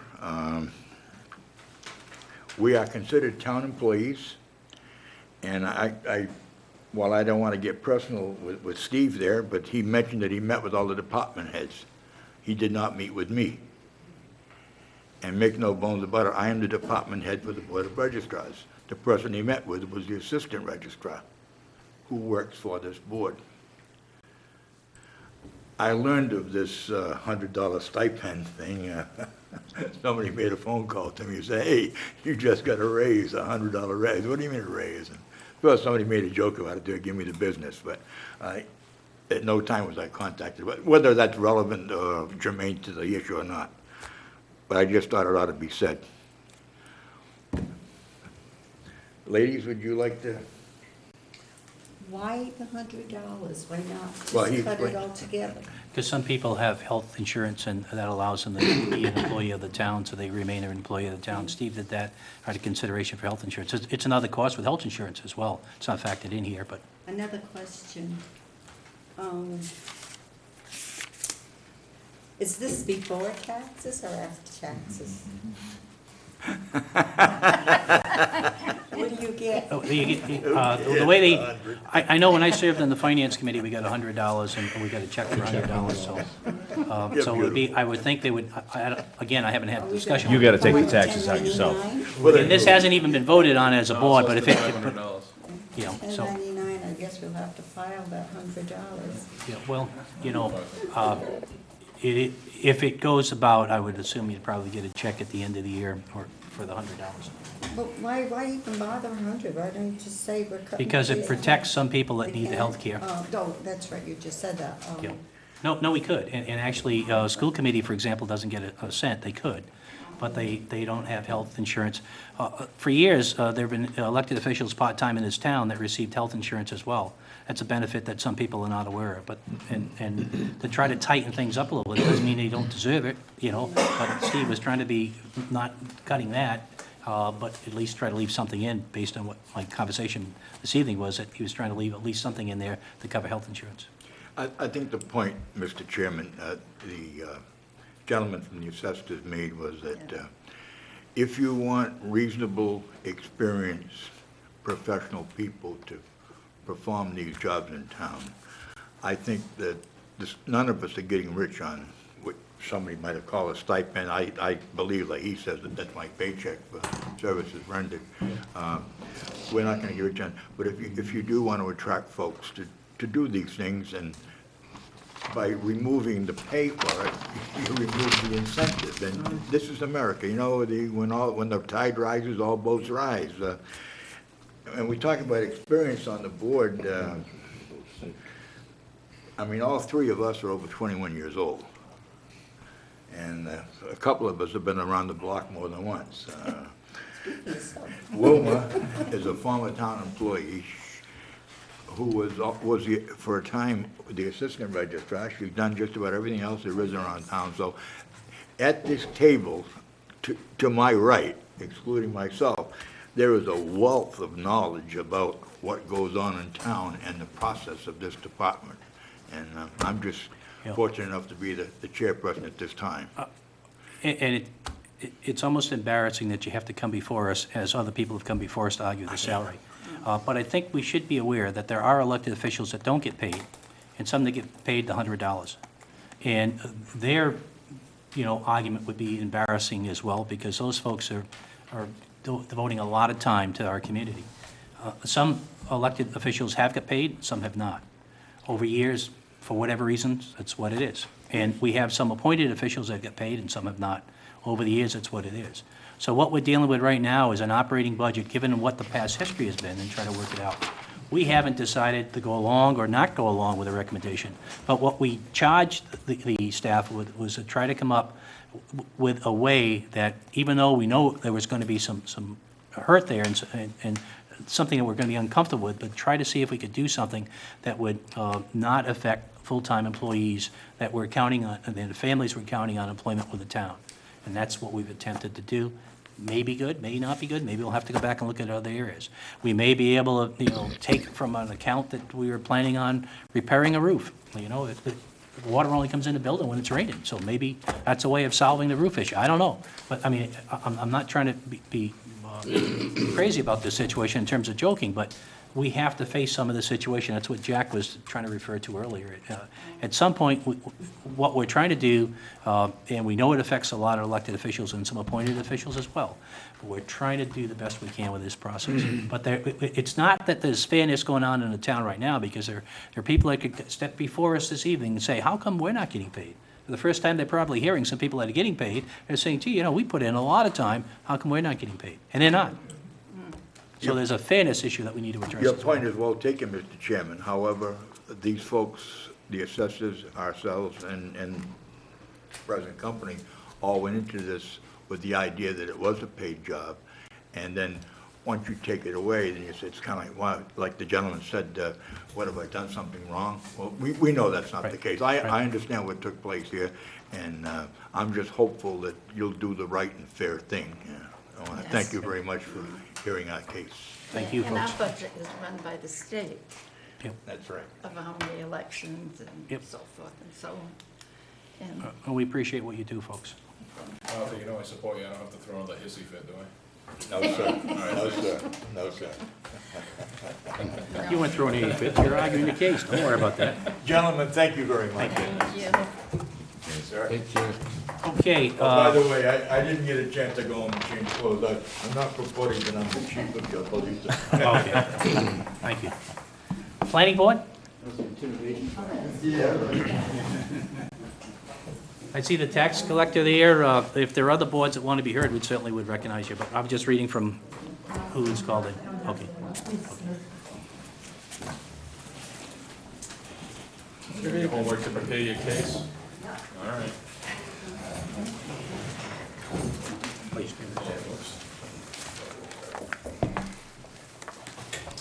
Okay, you have, I think, our budget that we requested and the budget that was approved by the town administrator, or Steve. And I just wanted to officially ask that we go with our requested budget. I understand all the problems with the town budgets. One thing, the planning board will be happy to cut all their salaries to zero. But it's already zero. So basically, the planning board has approved 3 positions, and since the economic downturn in 2009, we have been working with 2 people in the office. We have been approved at the 2008 annual town meeting for the addition of another. We actually had 2 positions approved at that time. One was the town planner, which we have, and the assistant town planner, and the full-time clerk. We do not have a full-time clerk at this time. And while I don't know that we're going to have much luck with our budget, we're never going to get there unless we keep on asking for it. So if you have any... I met with the planning board and the town planner on this whole thing. And as you go through my budget that I presented to you, there were several departments that had staff cuts, reduction in hours, and in every case, they've came in and asked for those additional hours and additional staff members. And I remained consistent throughout the budget and not funding those because they weren't there last year. Much like this position here was not funded in 2014. I respect the gentleman making his claim that the town approved of it, the town funded it, but there's no guarantee that those positions are going to continue on from year to year. It depends on what budget dollars there were, and as you can see, by 2014, it was deleted from the budget. So there's no guarantee that once town meeting funds a position, it stays in there forever. I mean, every department head could make the same claim, and they made good cases to me why they need extra help, because I see it myself. And Mr. Grillo made the case that more and more are being asked with less and less resources to do it. And every department faces the same problem. And my budget was not based on exactly what was needed, because they do need it, but the funds aren't there to support it. So there's another case of the Board of Selectmen trying to find a funding mechanism to fund this. But also, you should look at all the cuts that I made, because they were legitimate. The requests were legitimate, and bring the budget to where they're supposed to be. And I try to make that case that the budget I presented is not even a level budget. There are needs.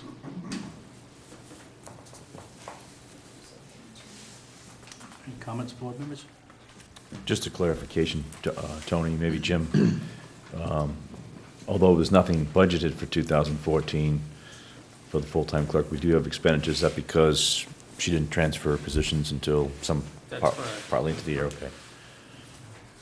I don't have it in front of me. Do you know what you turned back to the town? Because Jim wasn't on full year. We haven't figured that out yet, but we are turning back money this year.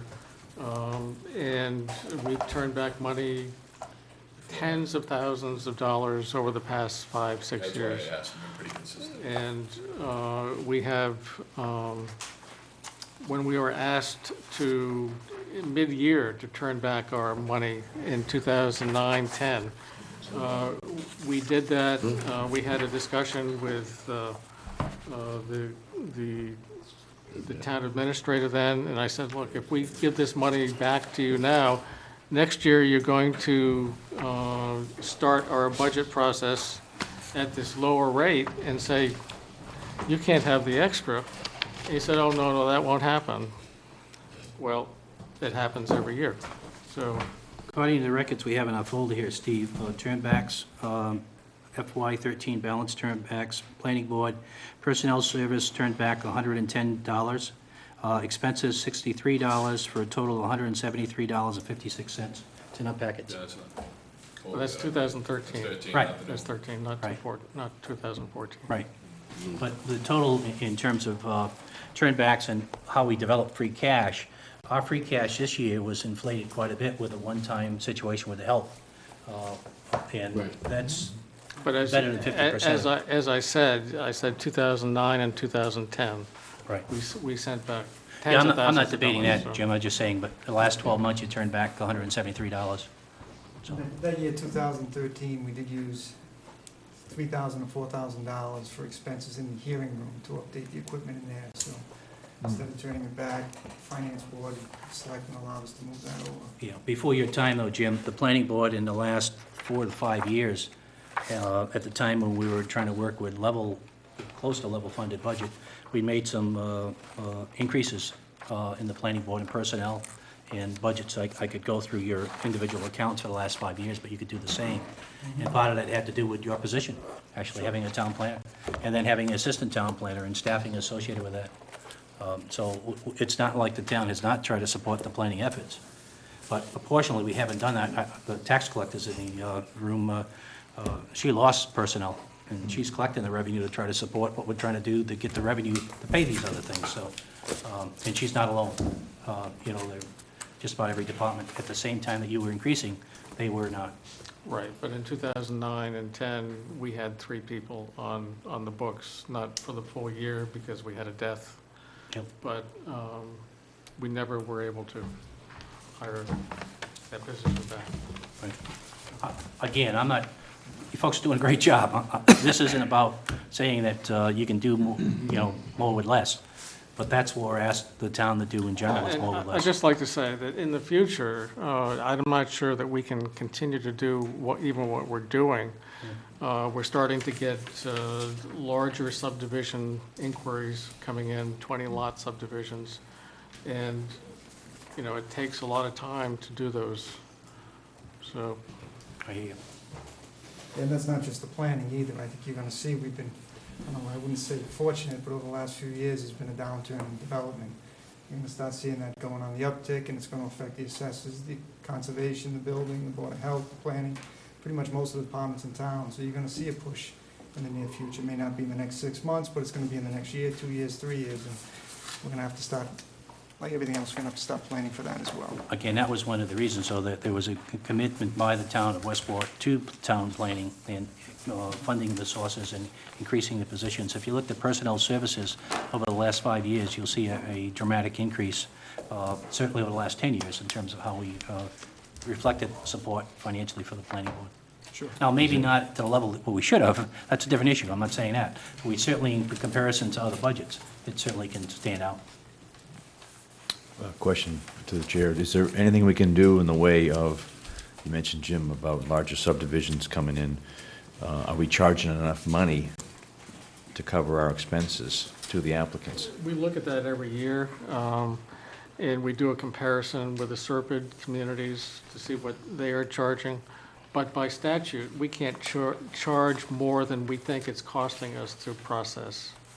So it's a fine line. We can't overcharge. And also, when we start overcharging, it really hurts the small family developer, too. So we can't say, for big developments, it's going to be this, but for small ones, it's going to be this.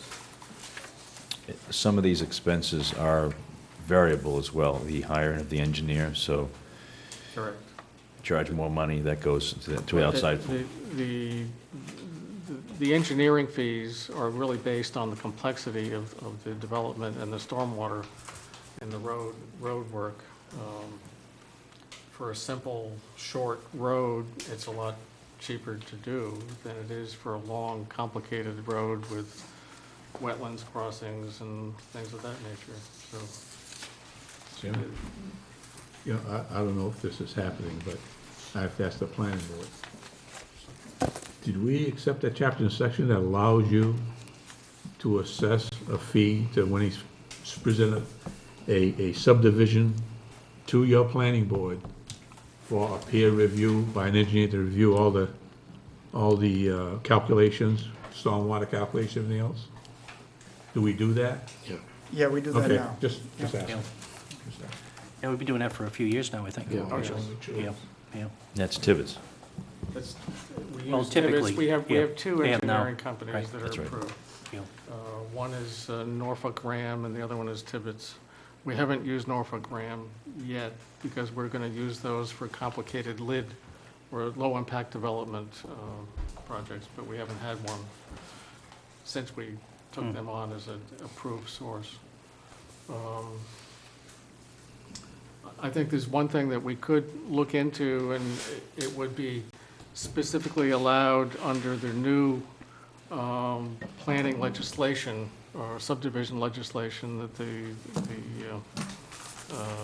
legislature is looking at, which would allow for impact fees. So that if you have a 20-lot subdivision, you can charge X amount, I don't know how they figure it, but for impact on the schools or impact on our services in town. But it's not specifically allowed by the subdivision control law, as far as I understand. Maybe you... Yeah, at this point, we're not allowed to do that. But you're suggesting there may come a time when we will have that option? There may come a time, I think, within the next year or two, if the legislature really passes this new legislation. And again, this is a situation where over the years, the planning board has never really addressed salaries for planning board members. They've donated their time and efforts, and they put it into professional staff, but that doesn't mean they're not putting the time in and the work. We've And- put in hundreds of hours. I Right, mean, right, yeah. You know, you could argue some other boards the same situation. So it's not only of the pay, but it's a question of fairness down the road in terms of what we're expecting people to do in particular positions, and are we going to compensate them, you know, for that service, and how do we do that if they're elected or appointed? It's always been a question in our minds. I can't imagine anybody on the planning board who hasn't thought, everybody else gets a little bit of something. Why do Well, we get let them know that nothing? not everybody's getting a little bit. There are some, like the planning board, that's not getting anything. Right. You know, and have commitments, and again, I don't want to play departments against departments, but certainly put in a lot of time and effort.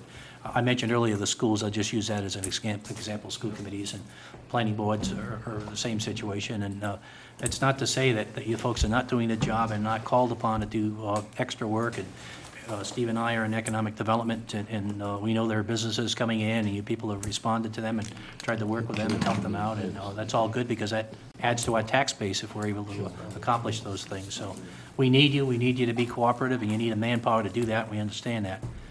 It's a question of where does the money come from, and if we take it for that purpose, where do we get it from?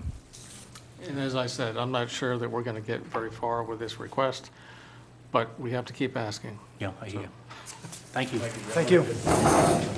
Anybody else, any other departments, or? Okay. Looks like you're going to pass something else out. Killing trees. You've asked me to review this. I've sent it all to the department heads. I'm giving this to the board, not for a decision tonight, so you can go through it, read it, and, This is different than the other one? no, this has been a revision of that, and this is only a draft. All right. So at some point, I need the board to review that and vote on it as a financial policy. And the real issue is, you know, although you may vote to adopt that, it's a living product that gets changed from that as the need arises. You may have to adjust some of these policies, but those have all been given to the department heads. They've returned them back, very cooperative in doing it. It was a difficult project, but they've all sent them back, so I'm asking the board to review that and put it on a future agenda for adoption. Steve, could you give us the Word document, so if you want to mark it up? Sure. It looks like, for the most part, what you've given us, Steve, are policies and procedures that are in effect, and others that you're fine tuning. A lot of it has procurement, looks like, procurement law. No, it was a rewrite. Yeah. Yeah. Okay. But it summarizes everything under one group. Good. Right. Yeah, good. Booklet that the Yeah. departments can get, employees can get. Yep, good. The fraud policies in there. Yep, excellent. That was some of the things that was mentioned by Mr. Roselli. Yep. And I've emailed him a copy of that so he can review it to show that we've acted. Any It comments? was initiated some time ago, I remember. Yep, right. Good. Okay, anything else on the budget side? Any comments from the board in terms of where we stand? The plan would be at the next meeting to spend a lot of time on seeing if we can come to consensus on where we go with the budget on the 16th. Next, Is that our sole subject that evening? pretty much, yep. Okay. Yep. Okay, there'll be some other things, but we'll try to limit if we can. Unlike tonight, where we have a whole list of action items that we need to get into at this point. Are we all set? Yeah. So the first action item would be invitation for the town of Dartmouth for the 350th celebration. We have a letter in our packet asking us if we would like to participate. Pleasure of the board. April comes quick, but I would say we accept and send a letter of thanks. We plan on attending. Okay, we don't need a motion necessarily, right? We'll just do it? No, We're all send a set? letter. Okay. Diane? September 7th. All set with that, Diane? Yep. Okay, next is a request to hold the annual town hall annex potluck lunch. I guess that's a holiday lunch, is that? We want to, September 19th? Yeah, I'll second, just make sure they put the note on the door as soon as possible so folks know. So this means in our deal, they'll be closing down at what time? Usually 12 to 1. 12 to 1? Yeah, the annex comes over here, just so people understand. So we're allowing the offices to close between 12 to 1 on December 19th, that's a Thursday, to celebrate the holiday season, and they were bringing in their potluck. So, okay. We have a motion and a second. All those in favor? Aye. Chair votes aye, it's unanimous. Next is a donation of land on 0 Davis Road, parcels listed in here. Any comments? Did you have a chance to take a look at this as a board? Any questions on this? I would Wasn't this suggest. turned down? Wasn't it turned down by conservation? Concom turned it down, but it connects to our town property, and like it's stated by Jim Hartnett, is, we might, down the road, if we put a well or something, it would help to add to the parcels. I asked him to look at it from this perspective of a potential well. Is this time sensitive, Jack? Yeah. Well, they haven't been pressing us, but I know they just want to clear the deck, you know? I'd make a motion that if they want to give it away and give it to the town, that we accept it. Second, we just double check, make sure there's no environmental issues. Yeah. et cetera. Yeah, I would ask that we do a little research on this and put it back next week, unless we've done the research already. I mean, I'm always hesitant about taking tax, real estate off the tax rolls. The $80 worth? Well, $9 a quote? No, I got you. You know? The second one's a couple Yeah, hundred. yeah, I mean, But maybe the adjacent land that the town owns, we ought to consider if it's no value to the town, how we handle that in the future. But if this comes Maybe back to get it back on town, the tax roll. but if this comes back to town, we can put it up for sale as a package. It's wetland. Has anybody looked at this land? Has anybody been out to look at it? Yeah. They have. So we're not, Well, there's it's no, largely wetland, and, you know. has anybody physically walked the land at all? Well, I haven't gotten my boots on to walk it. Well, I would ask that we hold off for a week and somebody at least look at it. We picked up land later on, we've found some problems with, you know. I would draw my motion. What's a week? Yep. You know, and in the next week, let's ask that somebody go out and take a look at it. Maybe Conservation has done that. Have they? Okay, It's backland, there's no access, it's completely 100% wetland. okay. And does it abut? It abuts Other town wetland? back of Mid-City. That's conservation, care, custody, and control is with you? That other town property that you referred to is under the care? To the land, that's the question here on the town taking it over. It's a trust, the gentleman lives in Worcester or around that way. Yeah, but the land that you're talking about that's town-owned adjacent to it. I wasn't talking about any land in the town, I was talking about that lot. Oh. That parcel. But the town owns land next to it. It's also wetland. It's under the care, custody, and control of the Conservation Commission. That may be. Yeah. We didn't look at that land, we only looked at this one. Yeah, okay. It looks like there's more than one parcel here, right? It's two of them. Two parcels, yeah. They're split by the railroad, I think. So parcel 3 is a small triangular shape that's not wetland, and then the larger parcel is a wetland parcel. I think they're both wetland. Right. All right, well, I we're don't in a know. short week, so why don't we do, I want to put it off to Wednesday. We already withdrew our motions. Yeah, I mean, I would rather wait till next week Yeah. and have somebody take a look at it. I'll put on some boots and walk with you, Jack, if you want. Okay. Okay, next is approval of the renewal of the liquor licenses. Okay, where are they? The first is the liquor establishment's license to be approved for 2014. I'll read through the list, I guess. Fastest way of doing it, right? Do we have to read them all into the record? Is that what we're doing? No, we haven't done that in the You past. can just do it as a collective total. I'll list them separately, but you can do it Okay, as a collective. all right. So the first is a list of folks to be approved, and how's the audience going to know if we don't read them through? You can read them. What's that? You can read them. I'm not looking forward to reading 3-4 pages of names, but I don't know how else is, what's the past procedure? What's that? I believe we just.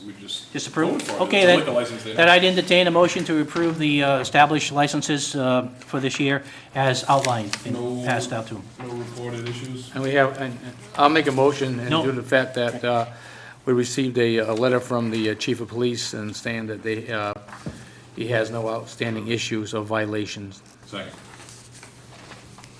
Okay, any discussion on that? Nope.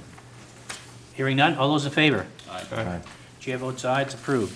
Next is license approval for 2014 The next group is the common vicular, which is pretty much the establishments that are having food, and they're asking for their licenses for that purpose. There's 2 columns of those. What's the pleasure of the board? Make a motion that we move that and we approve them, and again, no adverse from the chief of police. Second. Okay, any discussion? Hearing none, all those in favor? Aye. Okay, chair votes aye as well. Next is the inn-holder licenses, and that's kind of like some of the ones that are serving food also have an inn, and there are 3 of those that are involved. And so I'll entertain a motion on the inn-holder licenses. So moved. Second. Any questions on those? No. Hearing none, all those in favor? Aye. Chair votes aye, it's approved. The next group of licenses are the entertainment licenses, and there's 2, 4, 6, 8, 10, about 15, 16 of those in our community. Again, all these will be signed off on individually by the board, and they'll have the terms of the agreements that are associated with it. So I'll entertain a motion on the entertainment licenses. Make a motion to accept. Second. Any discussion? Hearing none, all those in favor? Aye. Chair votes aye, it's unanimous. Automated amusement devices, and there are 3 of those. Somebody's going to help me with what are those from previous times? Automated Jukeboxes. jukeboxes? Pinball machines. Okay. Pinball machines? Okay. It's 3 of those. Okay, I move. motion, Second. second. Any questions? Hearing none, all those in favor? Aye. Chair votes aye, it's approved. Okay, takes care of that group. The next group deals with the motor vehicle licenses to be approved. Class 1 licenses is 1. Class 2 licenses is 1, 2, 3, 4, 5, 6, 7, probably 35, 40 of those. Class 3 licenses, and then garage service repair licenses, and then storage yard licenses. You want to do it individually? Yeah, I'll make a motion that we accept the Class 1 license that Okay. we have one there. Again, no, I see no adverse that came from the chief. Did we have nothing on that one, chief? Right. Okay. I don't think they did inspections, that's why I got an issue with it. But I think if there's something there, he would probably, I hope he would have said something. Second. Motion and second. Any other questions? Hearing none, all those in favor? In favor? Aye.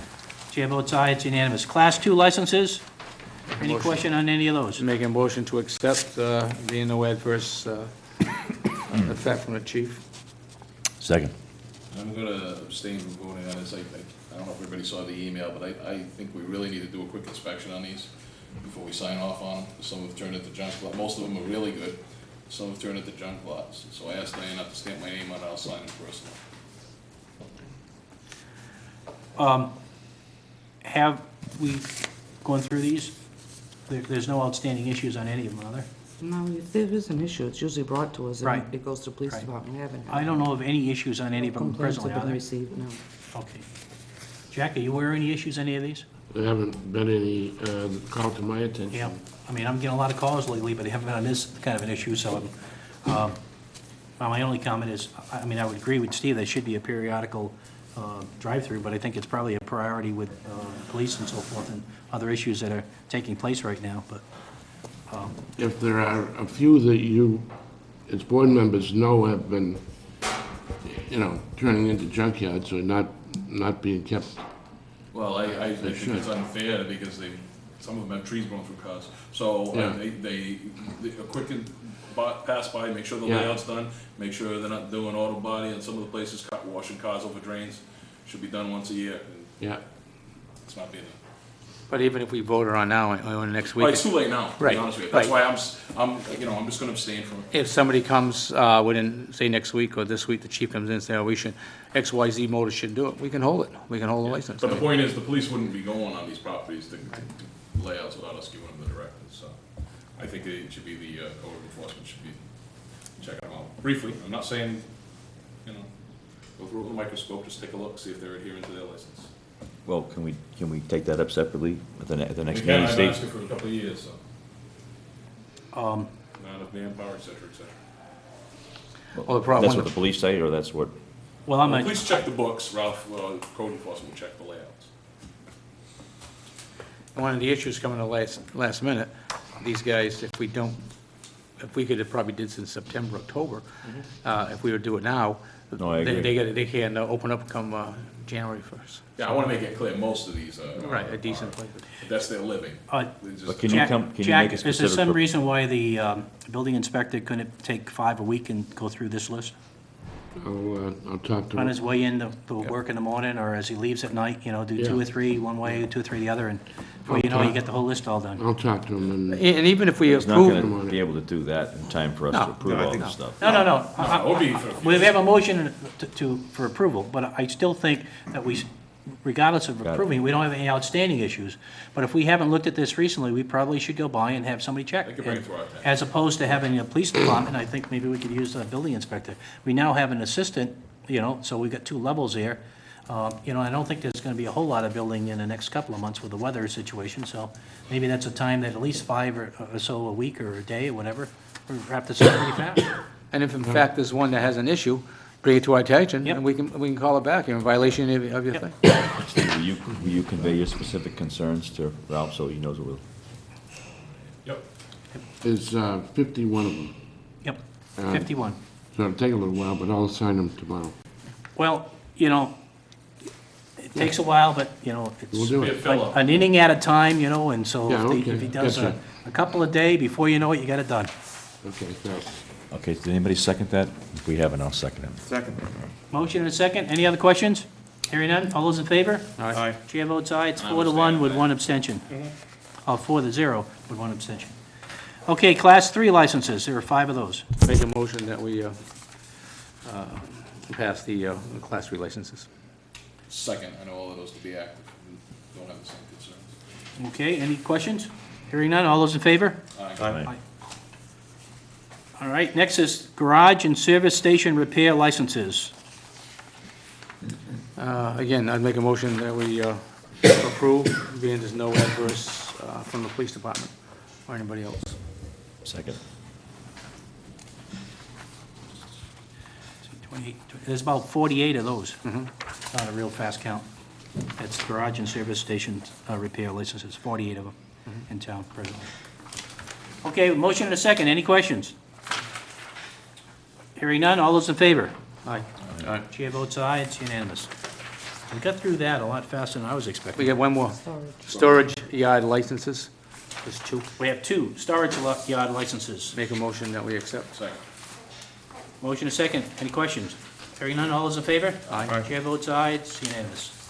Again, just for summary for the people that might be here and questioning what we just did, we approved an all-alcoholic restaurant, 12 licenses, a annual wine and malt restaurant, 2, a seasonal wine and malt restaurant, all alcoholic package store, 6, annual wine and malt package store, 1, clubs and annual all alcoholic club, 3, seasonal wine malt, 1, pouring permits, we have a brewery, 1, and a winery, 1.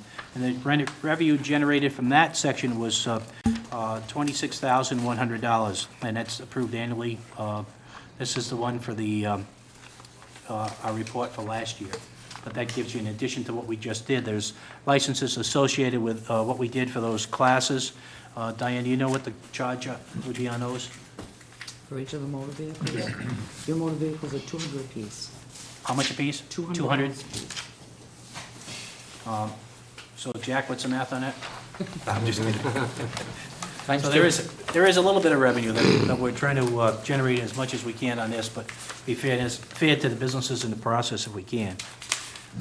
There is some cost associated with the community to support these businesses, and when we have public safety, for example, that's one of the ways that we can help support their efforts through public safety, is to have these licenses reflect some of the costs associated with that.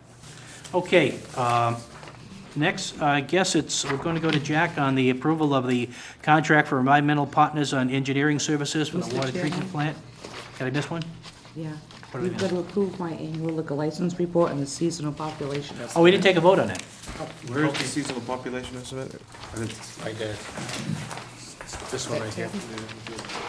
I'll make a motion that we approve the, let's see, renewal certificate, 2013 form, license renewal application 2013, a 2013 informational sheet, and a seasonal population estimate for 2013. Can I see a motion on the floor? We have a second? 10,000. Just 10,000 increase, we should state that. There's a 10,000 estimated increase. What's the 10,000 for? Seasonal. Seasonal population. So moved. Have that copy? Any questions?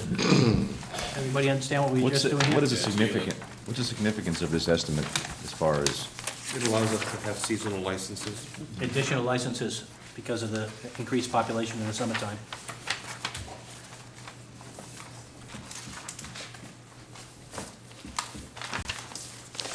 Is that the same estimate we've used for the summer and past? Mm-hmm. The ABCC bases the number of licenses allocated to a town on your population, and then they take into consideration a seasonal increase in your population. That's how they base the number of licenses you're allowed. Any other questions? Motion on the floor in a second. All those in favor? Aye. Chair votes aye, it's unanimous. Okay. Now I think we're up to the contract for environmental partners and engineering services, water treatment plant design and on-call services.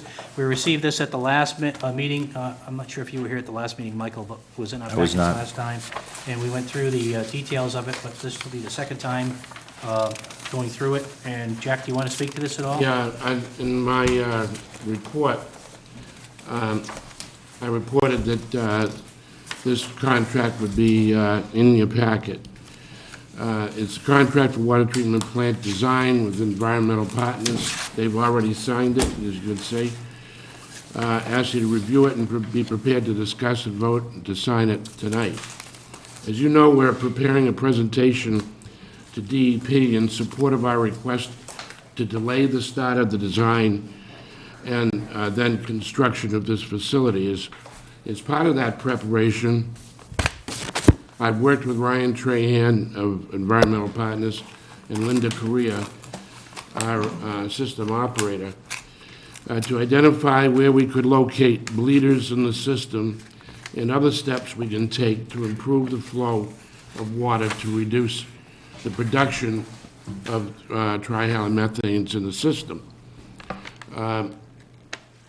As you know, we should sometime this week or next receive an approved agreement with the city of Fall River to credit the water used for flushing the line, which is a monthly event, and more frequently perhaps in the summer, and in locating these bleeder lines. Bleeder lines, like the one we have at the end of the system right now, would be located in places that have been identified by environmental partners, Ryan Trahan, to move the water so it's not just sitting around in the pipe. And when it does sit around in the pipe, the residual chlorine in the water finds organic material and hooks up with it and creates THMs. So the more we move the water, and unfortunately part of that involves wasting the water, blowing it out the door, so to speak, the less likely that the THMs are going to form. But in detail, you're giving a lot more detail on this part. As it relates to environmental design partners, we were required by DEP to hire a consultant firm. We haven't done that yet. Yeah. We kept on telling them we were, but we're bringing it Sure. before the board, so we're some months behind on that. Well, we went hired through them the to do bids. their initial report, Right. and now you are going to hire them to do their design. At the board so- level, what we've done, though, is we've talked about how we're going to handle this and how we're going to try to buy some time. They were involved in that as well, but what's before us is the contract. Because basically, they've been attending meetings, they met with Jack and I, with the city a couple of times now. They've contacted DEP, they've submitted material to us in terms of why it makes sense to have a delay. but we haven't had the formal relationship with the contract.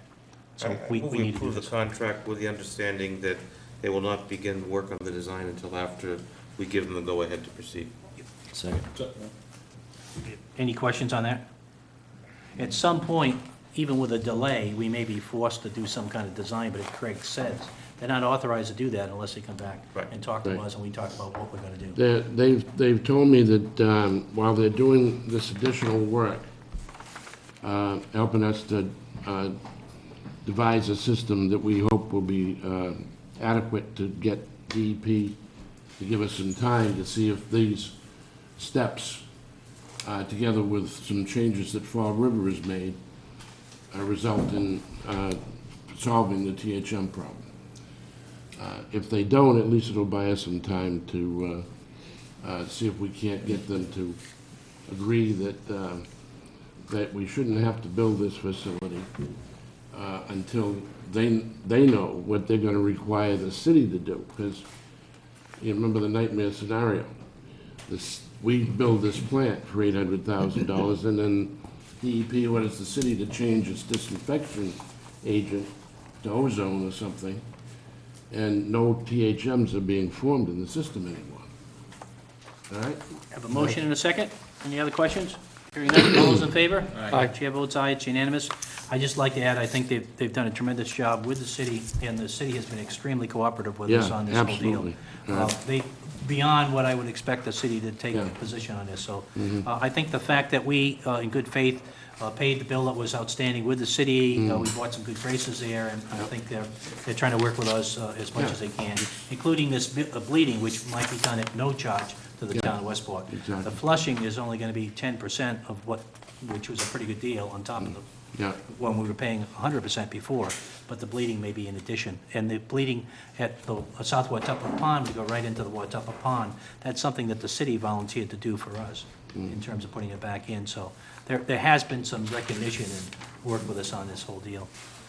Next on the agenda is the approval of the Selectmen's meeting schedule. Everybody have a chance to take a look at that? Yeah, I only have an issue with the 13th, as long as everybody else will be here, I think. January 13th of January, 13th? yeah. How about anybody else? You comfortable with the dates? Not right now. Okay, and entertain a motion to approve this, unless you want to change the 13th, where Michael can't make that No, particular meeting. If you guys are all here, I'm sure you can handle it. I need to double check the holidays, right? Yep, okay. For next Monday for action by the board. Did everybody see that? It Yes. was on the table this evening. We'll give it back to you again for the meeting. But if you could look at it, so we can get a vote on it next meeting, we can go out and start getting the equipment that we need to upgrade. I mean, it's been sitting around, let's get it done. You had a meeting, right, cable advisory? Yeah. Breakfast is coming in. Yeah, both Steve and Jack attended, I appreciate it. Yeah, we want to spend your money too, but there was obviously some things that were in the air that we discussed a lot, that's standard definition ID, Yep. high def. Yep. So they were just working out the ins and outs. Good. So we'll put that on for next Monday. Yep. I gave you the information about the water treatment update. Bread and Cheese Brook Year 2 contract. We have some folks that are here to listen to us on this. Attached, you'll find a copy of a contract originally entered Year 1 and a copy of the new Year 2 contract, together with a summary of the Bread and Cheese Brook study. As you know, this study was designated as a 24-month period of data collection on stream flow and water quality monitoring. The first year involved collection and analysis of water samples. The second year will continue the collection and analysis of samples, data synthesis and interpretation, and a final report. This agreement is presented to you for your review. Tony Vieira and I will be forwarding these documents to the Water Resource Management Committee members for their review and recommendation when they meet on December 18th. It will then come back to the board for your signature. We've also been in touch with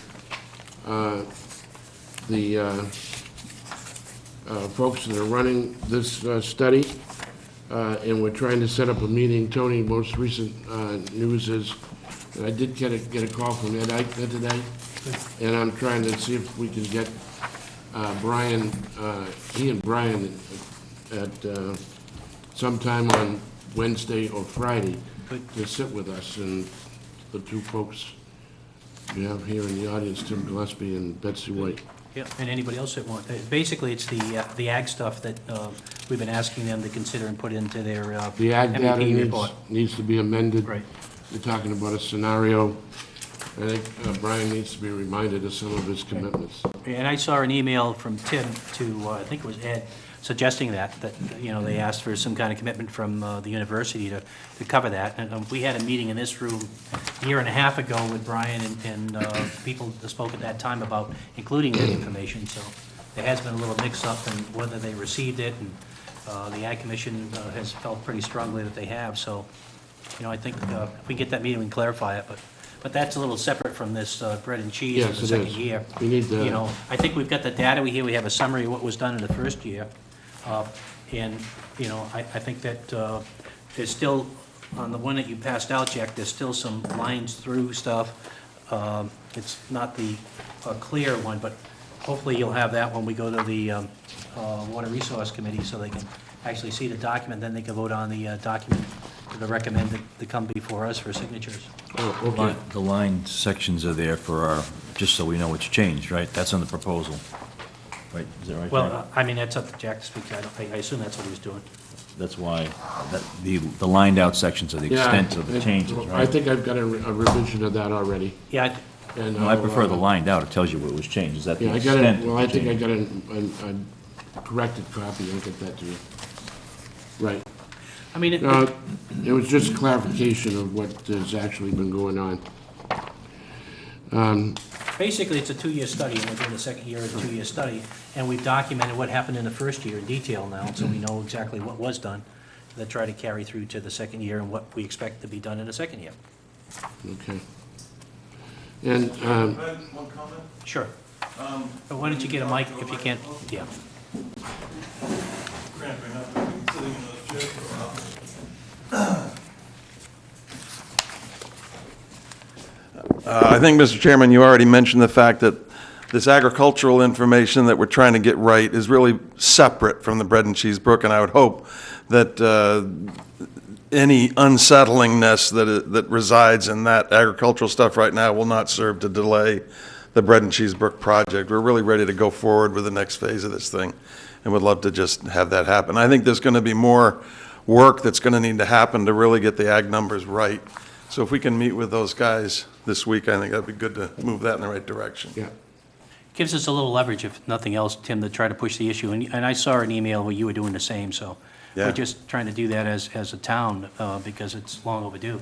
When the Ag Commission has to do a certified receipt, receipt requested, you know, on more than one occasion, send material over to them, hand-carrying material, it's inexcusable to say, well, that doesn't mean that they received the material. Well, we're going to invite reps from the Ag Commission to attend this meeting on Friday. Good.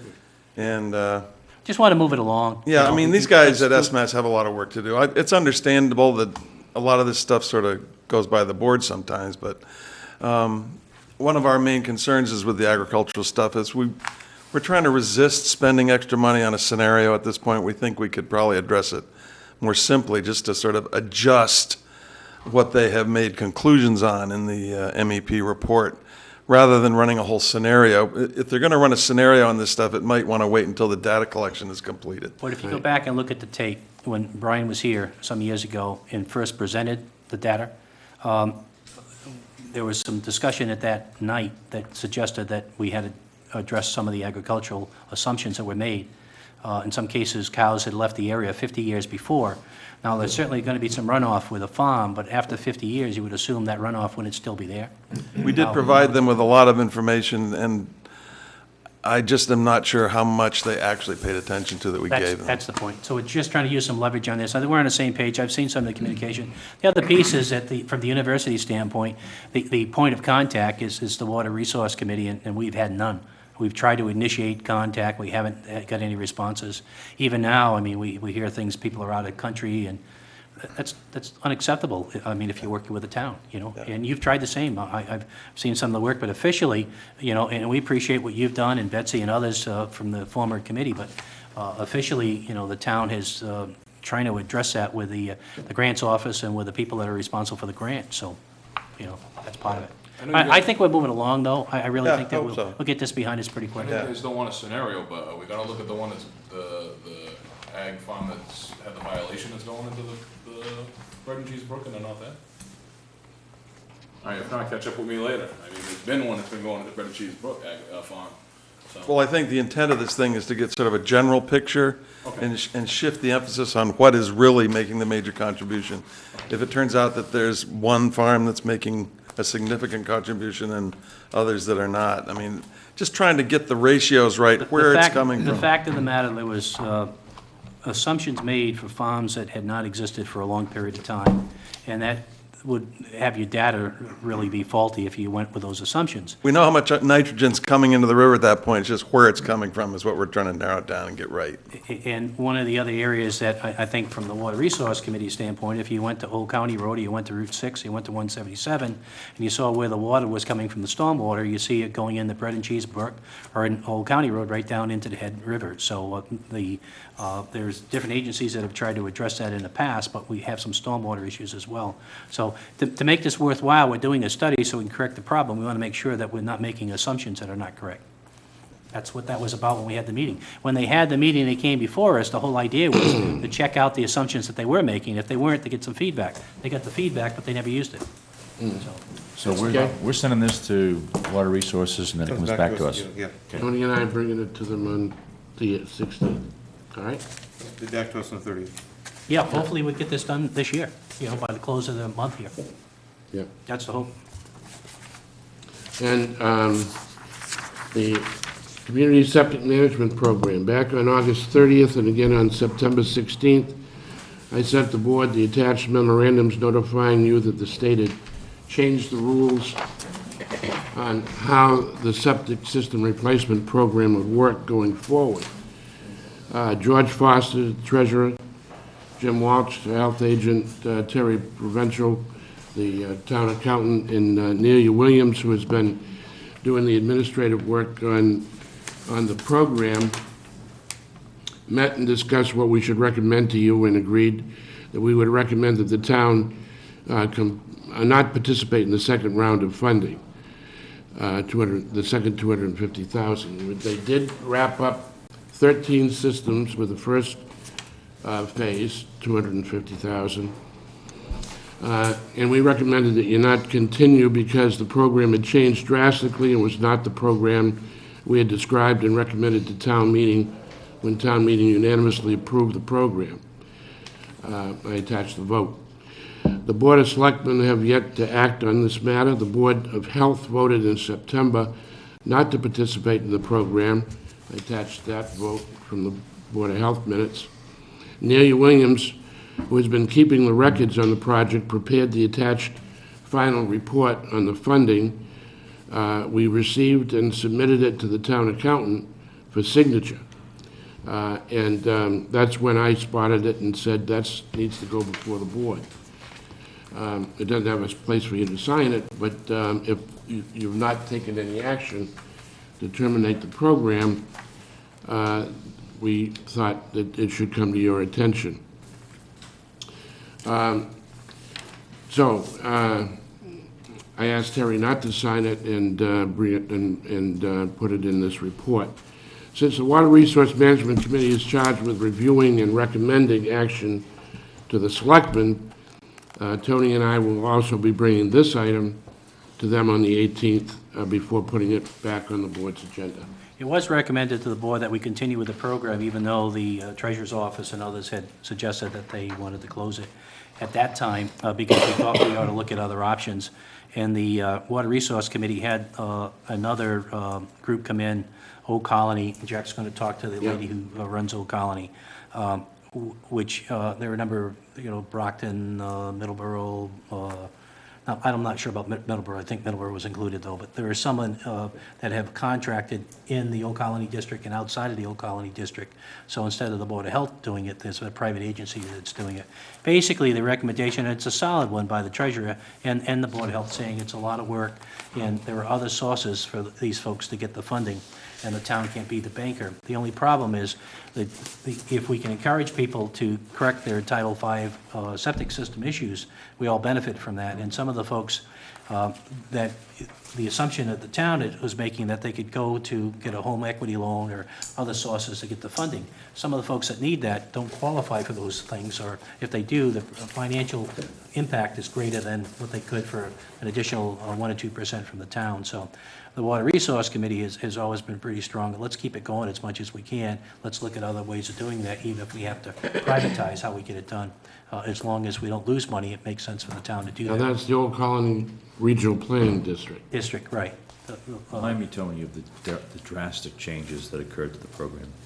What's that? What were the drastic changes? They're all included in the material. Summarize it, Jack, first. Yeah, it's, the percentage has increased that the folks have to pay for. From 2% to? Yeah, you gotta pay the state share that they were paying. I got it here. About 2% to 4% in general terms. Right. They also have to pay a couple of different fees, initiation fee. It's all in this. There's some cost associated with it, but the bottom line is, Michael, that some communities have found that even with those increases, that a private company can come in and do that and still, at no expense to the town, and still benefit from Still it. loan 4% money? Yep. Yep, and in some cases, higher than that. Okay. For administrative fee. So we're gonna They do- might do it at 5% and still do that, and it might be less than some people get a home equity loan for. So this will come back to us on December 30th as well.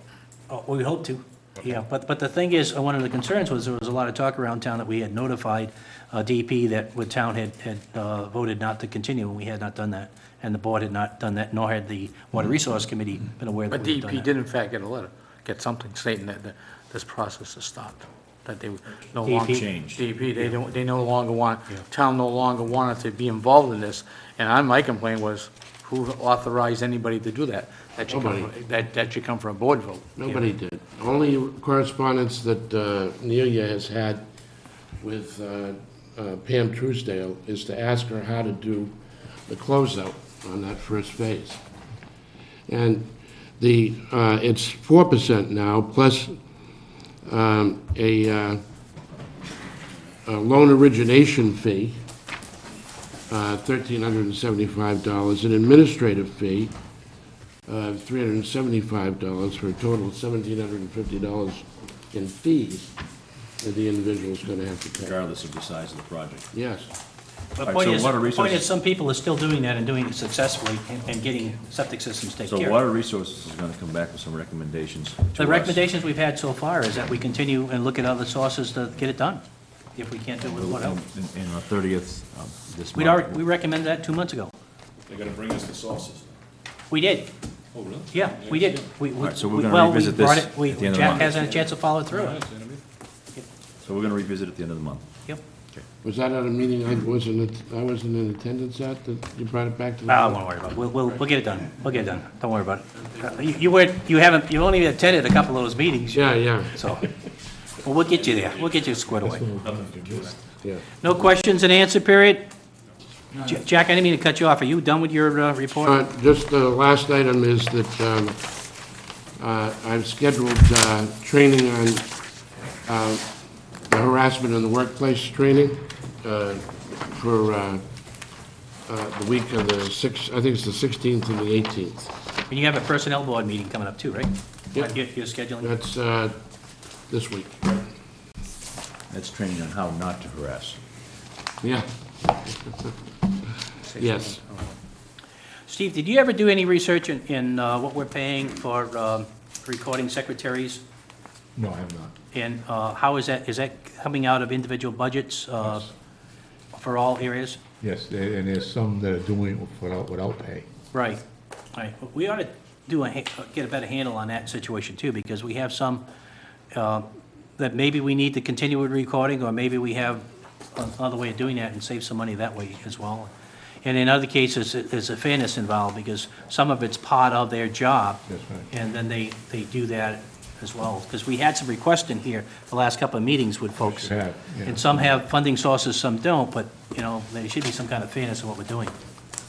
So when you have that, I appreciate it if you could bring it back to the board, Steve. on About, the impact. December 30th. Or give it to Jack. Yeah, yeah, right. Hey, we'll Skype you. Yeah, we need one for cable committee too. Can't find the draft, I put it in there. Okay, correspondence. Request from Tin St. Michael Beach Committee Chair recommending the naming of Beach Avenue to the Novel Beach. Move to table. Motion on the table, second? Why don't we Any have a discussion? contest? Steve says, why don't we have a contest? Maybe some kids Okay. can come up with some good names. Yep. I mean, it's up to beach, I mean, I don't wanna step on beach committee's feet, but I mean, have they thought about having a contest? Can we come up with a spooky name? Okay. We'll table it for now. Any other discussion? Hearing none, all those in favor? Aye. Chair votes aye at the table, and Diane, maybe you could just tell them we table it, and one of the suggestions from board member was maybe you might want to consider a contest. Put it out there that they're looking for a name. Okay, next is a notice from MMA regarding the annual business meeting vote, and that's, who's attending the Mass Municipal Associations? I am, Steve is, anybody else? Do you wanna go to that meeting? Yeah, no, I'll do it. It's All right, supposed to, typically, it's chair of board of selectmen, the chair of the, Yeah, so it's gonna be a motion? Yeah. I make a motion that Tony be allowed to vote for us at the annual meeting. yeah, and I would just amend that, Steve could be the backup if need be. All right, so Okay. second it? Second, yep. Second. Any other questions on that? No. Hearing none, all those in favor? Aye. I guess I'll abstain from that, seeing how I'm the person. No big deal. Okay? And again, for board members, the meeting is the 25th, 24th, 25th, and 26th, I guess, right? January, yeah. Yeah, January, it's good. Michael, I don't know if you've been yet, but you might want to I think consider we'll be that. well represented by you, Tony No, and Steve. it's a good opportunity to meet people from other communities. Craig, I don't spend, yeah, I mean, you would Depends if it's encourage him snows to or go, not. right? That's good. Have the rookie go to something like that, what's it? We still got some time, and we'll let Diane know. You don't have to go for the whole conference either, you can do what? Right, go a rate or day, event, whatever, yeah. yeah. I don't like I'll my need to know convention center. very shortly because they do have a deadline to get you in there Yeah. before they charge us extra. Well, we'll get, Steve and I. Dates. Steve's all set, Yeah, he's, they can borrow our Jack's all Yeah. done. Yeah, I'll need your information. when you January. want it. yep, yeah, I'll, the same as I did last year. Friday, probably. Saturday, Sunday. Last year, so I'll give you the details.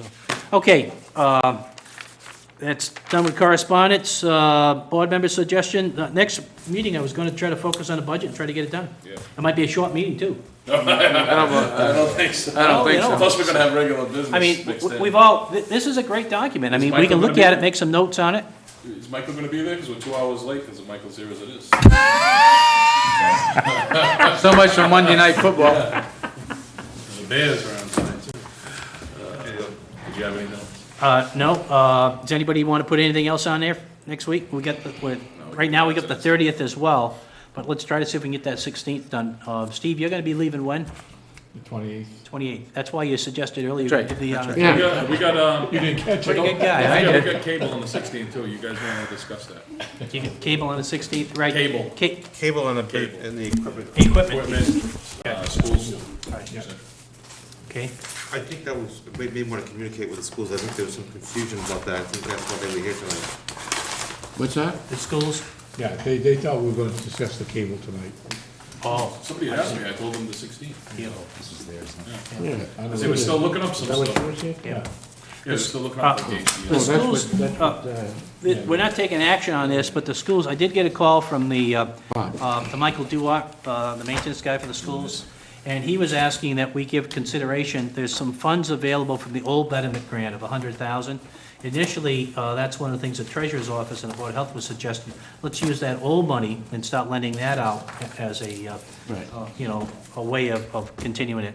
And the schools have requested to go before the Water Resource Management Committee to request those funds to be considered for septic system use at the high school. And they would ask us to strongly consider that. They have a challenge, again, this is kind of, does it go in the operating budget, does it go in the capital, but they've got a issue with well water, and they've got an issue with septic, and they're going to be formally requesting piece, but they wanted to check with the water management group in terms of, they heard that there was some funds available on the septic, wanted to check with that first. So, Steve, if you could check into that, on that old fund, as far as I know, it could be used for public purposes, as long as it was septic related. I don't think it could for wells necessarily, but it might be able to use for some testing. Could be for some testing related to the two. But we do have some problems with septic system in the high school, and we have a well issue as well, so. So that'll be coming before us at some point if it goes through the water resource, at least on the septic piece. Okay, other business? Hearing none, around the table. I'm all set. Yeah, I'd just like to mention, everybody, keep an eye on your neighborhoods. There's been some small breaks. Police department got some folks a couple of weeks ago. There was a lot of little breaks on Gifford Road, in and out quick, sheds and whatnot. Police department did a good job. And just keep an eye on your neighborhood. There's a lot of people home right now not working, and if you see anything, call the police department. That's how this got cracked, is people were paying attention.